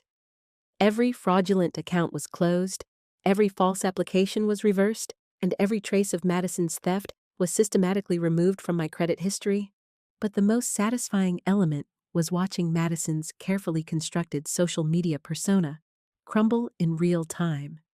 The followers who'd admired her glamorous lifestyle were learning that everything they'd believed about her was a lie. Wait, you've been lying about working at those companies? I recommended you to my boss based on your experience. I can't believe I've been following someone who built their entire life on identity theft. This is disgusting. How many people have you stolen from? How many lives have you destroyed for your fake Instagram lifestyle? Madison Torres had spent 2 years building a digital identity based on stolen information and fabricated success. In less than a week, I'd systematically dismantled every piece of that fake life using the same digital systems she'd exploited. But I wasn't just destroying Madison's fraudulent identity. I was ensuring that she'd face legal consequences that matched the scope of her crimes. Because unlike her previous victims, I had the technical expertise to document her fraud so thoroughly that prosecution would be inevitable. Madison had tried to steal my life and rewrite it according to her own desires. Now she was about to discover what happened when someone with superior technical skills decided to rewrite hers. This time, with consequences she'd never be able to escape. The federal prosecutors were remarkably interested in Madison's case once I presented them with the comprehensive digital forensics package I'd compiled. Wire fraud, identity theft, mail fraud, and conspiracy charges across multiple states. Madison had committed enough federal crimes to face decades in prison. Assistant U.S. Attorney Sarah Chen reviewed my evidence with the appreciation of someone who understood exactly how difficult such comprehensive documentation was to compile. Dr. Caldwell, this is the most thorough identity theft investigation I've ever seen from a victim. You've essentially done the work of an entire FBI cybercrime unit. How did you manage to trace her activities so comprehensively? Madison made the mistake of stealing from someone who makes a living tracking digital criminals. She used my identity to build her fake life, but she didn't understand that I could use my professional skills to dismantle it just as systematically as she'd constructed it. Madison was arrested at her luxury West Hollywood apartment, the one she'd been renting with credit cards opened in my name. According to the FBI agents who processed the scene, she'd been living in complete denial about the systematic collapse of her fraudulent life until the moment handcuffs were placed on her wrists. The arraignment was swift and decisive. Faced with overwhelming evidence and the prospect of defending against charges that could result in 20-year federal sentences, Madison's public defender advised her to cooperate fully with authorities. Legal proceedings sounds. Her cooperation revealed the scope of her operation: 47 victims across 8 states, over $800,000 in fraudulent charges, and a network of accomplices who'd helped her access stolen personal information through data breaches and social engineering schemes. But Madison's legal consequences were just the beginning of her education about digital identity manipulation. The systematic destruction of her online presence had made it virtually impossible for her to rebuild any kind of legitimate digital life. Every background check would reveal her federal convictions. Every employment application would trigger alerts about her fraudulent history. Every attempt to open financial accounts would be flagged due to her documented pattern of identity theft. Madison Torres had tried to steal my identity and rewrite it as a glamorous Los Angeles lifestyle. Instead, she'd provided me with the perfect case study for expanding my cybersecurity consulting practice into identity recovery services. The techniques I'd developed to track Madison and dismantle her fraudulent operations became the foundation for a new service offering: comprehensive identity theft investigation and digital reputation restoration for high net worth individuals. Dr. Caldwell, This is Marcus Chen from Pinnacle Financial. One of our executives has been targeted by sophisticated identity theft. We've heard about your innovative approach to tracking digital criminals and restoring compromised identities.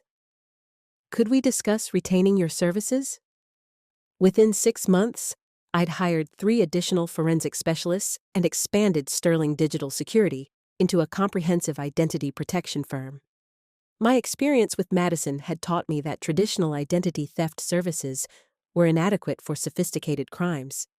Victims needed someone with advanced technical skills and investigative capabilities. But the most satisfying aspect of Madison's downfall wasn't professional. It was personal.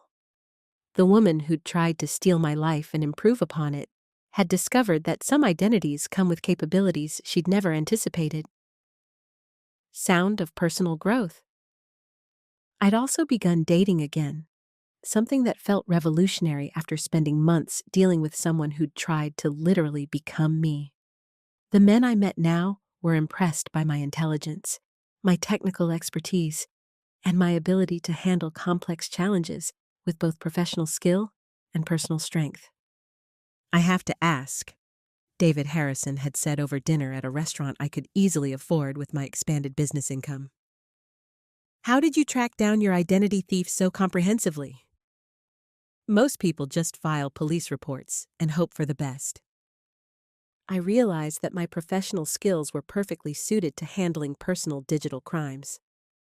Madison tried to steal my identity, but she didn't understand that my identity included capabilities she'd never be able to replicate. 2 years after Madison's arrest, I was sitting in my corner office overlooking Boston Harbor, reviewing quarterly reports for Sterling Digital Security's expansion into corporate identity protection services. My experience with identity theft had evolved into expertise that Fortune 500 companies sought when their executives faced sophisticated digital attacks.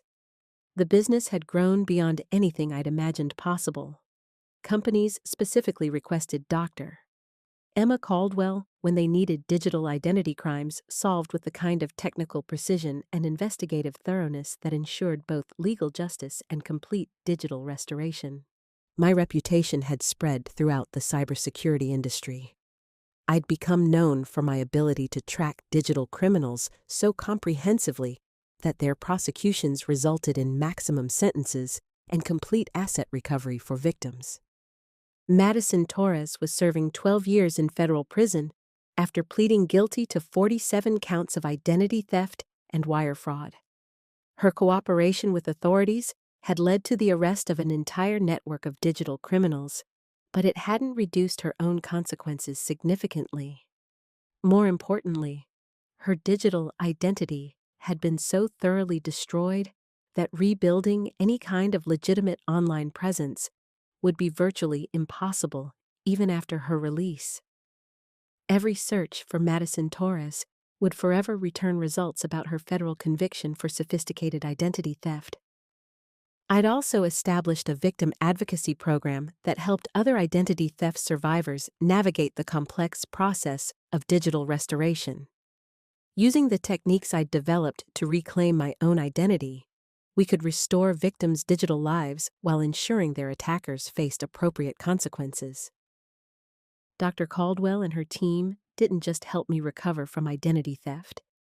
They taught me how to protect myself from future attacks. The comprehensive investigation they conducted resulted in my thief's conviction and complete restitution for damages. I finally feel safe in my own digital identity again. My personal life had also transformed in ways I'd never expected. David and I had been together for 18 months, building a relationship based on mutual respect for each other's professional expertise and personal strength. "I love watching you work," he'd told me after observing one of my client presentations about advanced identity protection. "You have this way of thinking 10 steps ahead of criminals while making complex security concepts accessible to everyone. It's like watching a master craftsperson at work." Madison taught me that digital identities are more powerful than I'd realized. She tried to steal mine to build a better life, but she helped me understand that my real identity was much more valuable than she'd ever comprehended. That evening, I stood on the balcony of my upgraded apartment, larger and more elegant than anything I'd lived in before Madison's theft had motivated my business expansion, watching the sunset over Boston Harbor. Madison Torres had looked at my life and decided it needed improvement. She'd stolen my identity to build what she thought was a more glamorous existence in Los Angeles. What she'd discovered was that some identities are connected to capabilities that can't be stolen, only earned through years of expertise and professional development. She'd tried to rewrite my life according to her own limited understanding of success and fulfillment. Instead, she'd provided me with the motivation to rewrite my entire career trajectory, building something far more significant than anything she could have imagined. Madison wanted to steal my identity and live my life better than I was living it. Instead, I used my technical expertise to rewrite her entire digital existence, ensuring that her real identity would be permanently defined by the consequences of trying to steal mine. She tried to steal my life, so I rewrote hers. The difference was that I actually understood the systems I was manipulating, and I was very, very good at making sure digital consequences lasted forever. Sometimes the best revenge isn't destruction. It's using your superior skills to ensure that someone's true identity becomes permanently visible to everyone who matters. And trust me, I was exceptionally good at making digital truths impossible to hide. I thought I was investigating white-collar crime for the FBI. Then I realized I wasn't hunting the criminals. I was hunting their victims. And these women weren't just getting revenge. They were building something that could bring down the entire system I'd sworn to protect. My name is Agent Elena Vasquez. For 6 months, I've been tracking what we thought was a sophisticated criminal network. Instead, I discovered the most dangerous organization in America, and I'm about to become their next target. The case file landed on my desk with a classification level I'd never seen. 8 separate incidents across 6 states: financial fraud, identity theft, corporate espionage, federal marriage fraud. The Bureau's Behavioral Analysis Unit flagged them as coordinated criminal activity. But as I dug deeper, something felt wrong. Every criminal was a woman. Every victim was a successful man. And every case showed sophistication that required years of professional training. Dr. Amelia Grant, cybersecurity consultant in San Francisco, accused of systematic digital harassment and identity manipulation against Lila Torres. Except when I reviewed the evidence, Lila had stolen Amelia's identity first, and Amelia had simply used her expertise to fight back. Dr. Elizabeth Kane, chief medical examiner in Virginia, under investigation for falsifying federal documents and conspiracy charges against her husband Robert. But Robert had been living a double life, committing actual bigamy while holding a security clearance. The more I investigated, the more I realized we weren't tracking criminals. We were tracking victims who'd become something far more dangerous. Each case showed the same disturbing pattern: highly skilled professional women using their expertise to destroy men who'd betrayed them. But the sophistication suggested coordination, training, shared resources.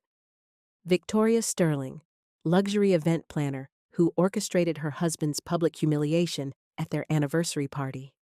The precision timing, the media coordination, the legal protection. This wasn't emotional revenge. This was professional warfare.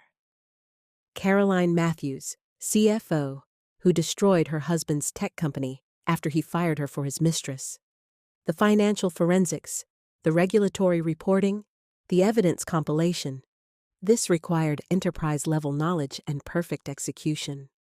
Dr. Olivia Harper, forensic psychiatrist who orchestrated a dinner party where her husband's victims confronted him simultaneously. The psychological manipulation, the social engineering, the behavioral prediction.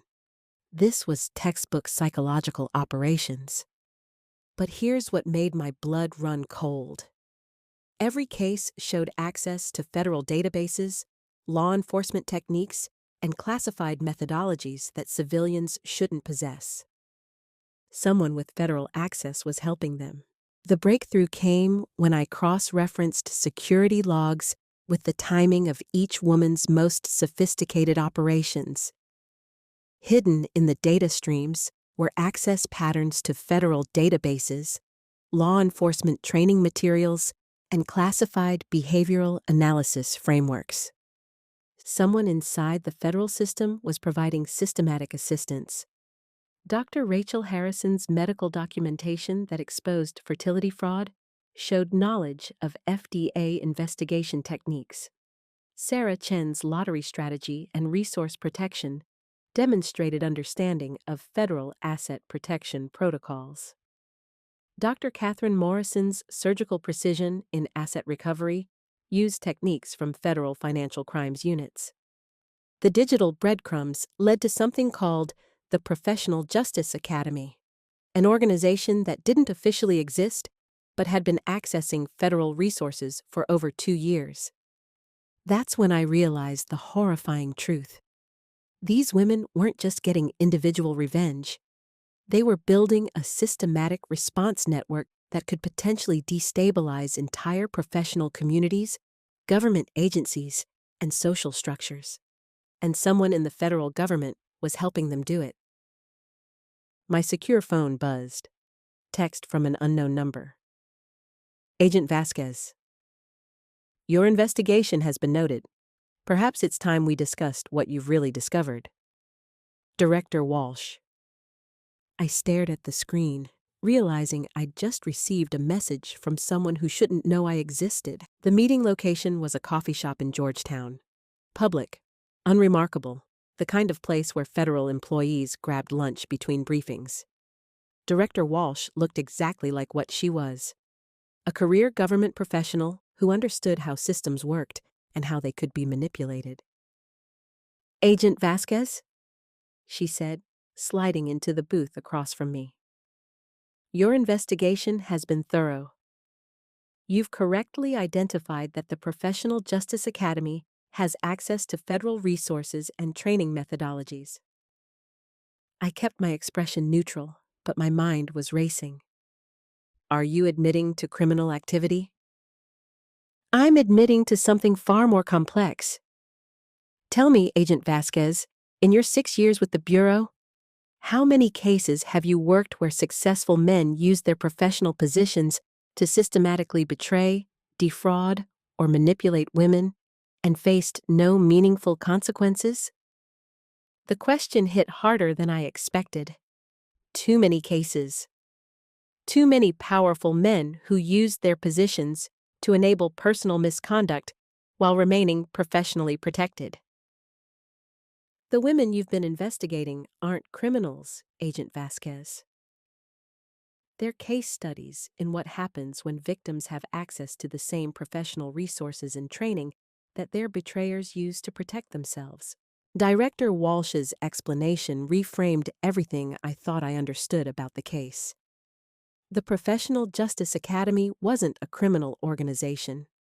It was a systematic response to institutional failures that protected men who used their professional positions to enable personal betrayal. Agent Vasquez, every woman you've investigated used techniques and resources available to federal law enforcement. The difference is that they used them for personal justice rather than institutional protection of the status quo. She showed me files I'd never seen, cases where federal agencies had declined to prosecute obvious crimes because the perpetrators held professional positions or government clearances.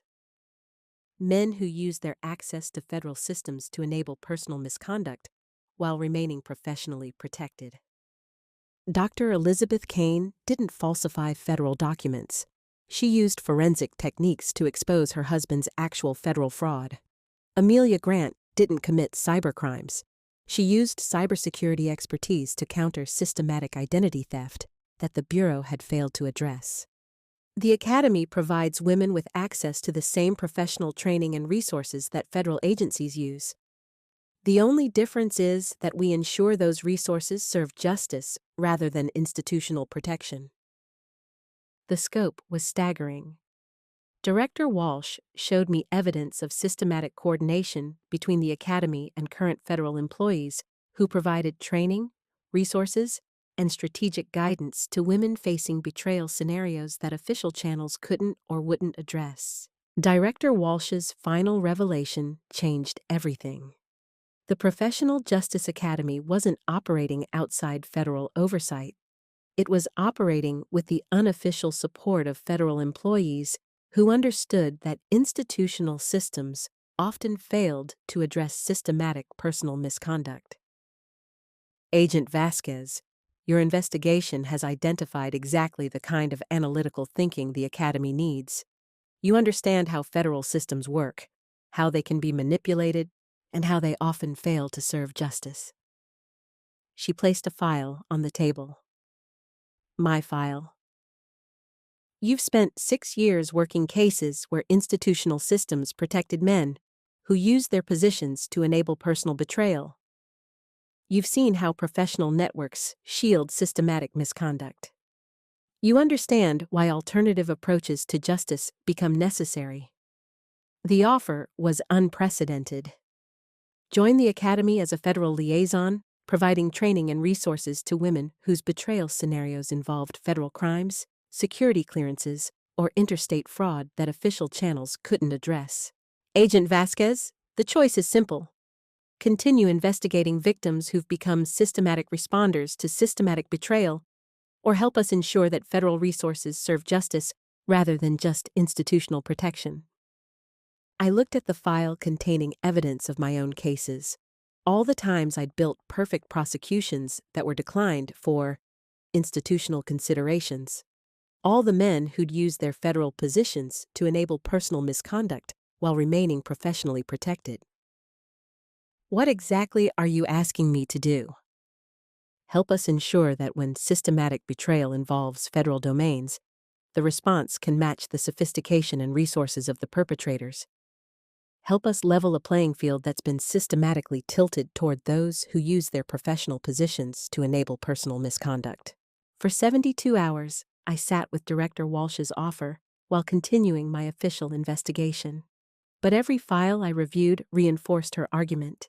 The 8 women I was investigating had used federal-level techniques to address crimes that federal agencies had failed to prosecute. Dr. Rachel Harrison's fertility fraud case had been declined by 3 different prosecutors despite overwhelming evidence. Dr. Elizabeth Kane's bigamy evidence had been ignored by federal investigators because her husband held security clearance. Caroline Matthews' corporate espionage case had been buried because it involved defense contractors. The Academy hadn't enabled criminal activity.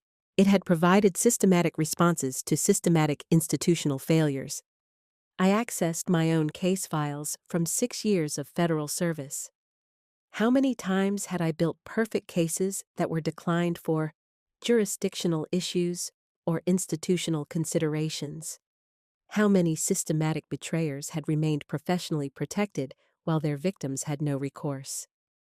The Academy represented something unprecedented, a systematic approach to ensuring that professional resources could serve personal justice when institutional systems failed to address professional misconduct.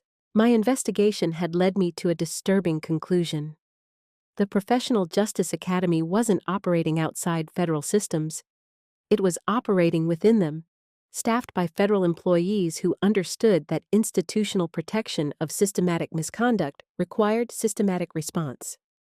Director Walsh's files showed the scope of federal employee involvement. Current agents providing training in surveillance techniques, prosecutors teaching evidence compilation methods, financial crimes specialists developing asset recovery strategies, all working to ensure that when institutional systems failed, alternative approaches to justice could succeed. The Academy had become a parallel justice system that operated when official channels protected systematic misconduct through institutional considerations rather than legal merit. But the implications were staggering. If federal employees were systematically providing resources for personal justice operations, it meant the federal system itself recognized its institutional failures and was developing alternative approaches. I was faced with a choice that would define both my career and my conscience. Continue investigating victims who'd become systematic responders, or join a system that ensured federal resources could serve justice rather than just institutional protection. The decision crystallized when I reviewed the outcomes of the 8 cases I'd been investigating. Every woman had achieved not just personal justice, but systematic consequences that served broader cultural change. Amelia Grant's cybersecurity techniques were being taught to women facing digital manipulation. Dr. Olivia Harper's psychological operations were being adapted for different exposure scenarios. Dr. Catherine Morrison's precision methodology was being scaled for complex asset recovery situations. The Academy wasn't just providing individual assistance, it was developing systematic approaches to justice that could address institutional failures across different professional domains. When I called Director Walsh, I already knew what I was going to say. "Agent Vasquez," she answered before I could speak. "Have you made your decision?" "I want to understand something first. How many federal employees are involved in Academy operations?" "Enough to ensure that when institutional systems fail to address systematic misconduct, alternative approaches to justice can succeed with appropriate resources and training." "And this is coordinated at what level?" "High enough to ensure institutional protection, low enough to maintain operational security." I took a breath that felt like stepping off a cliff. When do I start? 6 months into my dual role as FBI agent and Academy Federal Liaison, I understood the true scope of what had been built.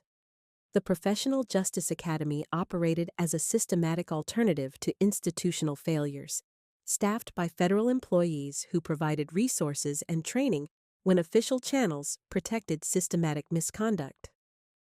My role involved identifying women whose betrayal scenarios included federal crimes, security clearances, or interstate fraud that official channels couldn't address due to institutional considerations.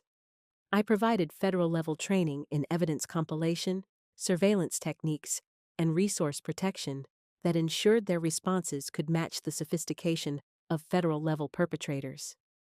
The 8 women whose cases had brought me into this world had become more than individual success stories. They were proof that systematic institutional failures required systematic alternative responses, and that federal resources could serve justice when properly coordinated outside institutional protection networks. But the Academy's true innovation was ensuring that alternative justice operations maintained the same professional standards and legal protections as official federal investigations, creating a parallel system that operated within legal frameworks while addressing institutional failures. The cultural impact was measurable across multiple institutional domains. Federal agencies were developing internal accountability mechanisms that addressed personal conduct affecting professional integrity. Professional communities were creating justice networks that operated when official channels failed. Men who had used their federal positions or professional standing to enable personal misconduct were discovering that their victims had access to federal-level resources and training that could turn their professional positions into weapons against them. The Academy had achieved something unprecedented: systematic institutional change through coordinated alternative justice operations that maintained legal protections while addressing systematic institutional failures. We weren't just helping individual women. We were creating systematic responses to systematic institutional protection of misconduct, ensuring that federal resources could serve justice rather than just institutional considerations. 2 years into Academy operations, the federal landscape had fundamentally shifted. Institutional systems that had once protected systematic misconduct through jurisdictional technicalities and institutional considerations were now being held accountable through alternative justice operations that maintained federal-level sophistication. The Academy had proven that when institutional systems failed to address systematic misconduct, alternative approaches to justice could succeed with appropriate federal resources and coordination, creating systematic accountability that served both individual justice and broader institutional integrity. My role had evolved beyond federal liaison into systematic institutional reform coordinator, ensuring that when institutional failures protected systematic misconduct, alternative justice operations could provide federal-level responses that maintained legal protections while delivering comprehensive consequences. The 8 women whose cases had revealed this parallel justice system were now federal training specialists, teaching other women how to use federal-level techniques for personal justice when institutional systems failed to address systematic professional misconduct. In the federal age, systematic institutional failures required systematic alternative responses, and the Academy had proven that federal resources, properly coordinated and strategically deployed, could serve justice rather than just institutional protection, creating systematic accountability that elevated both individual empowerment and institutional integrity.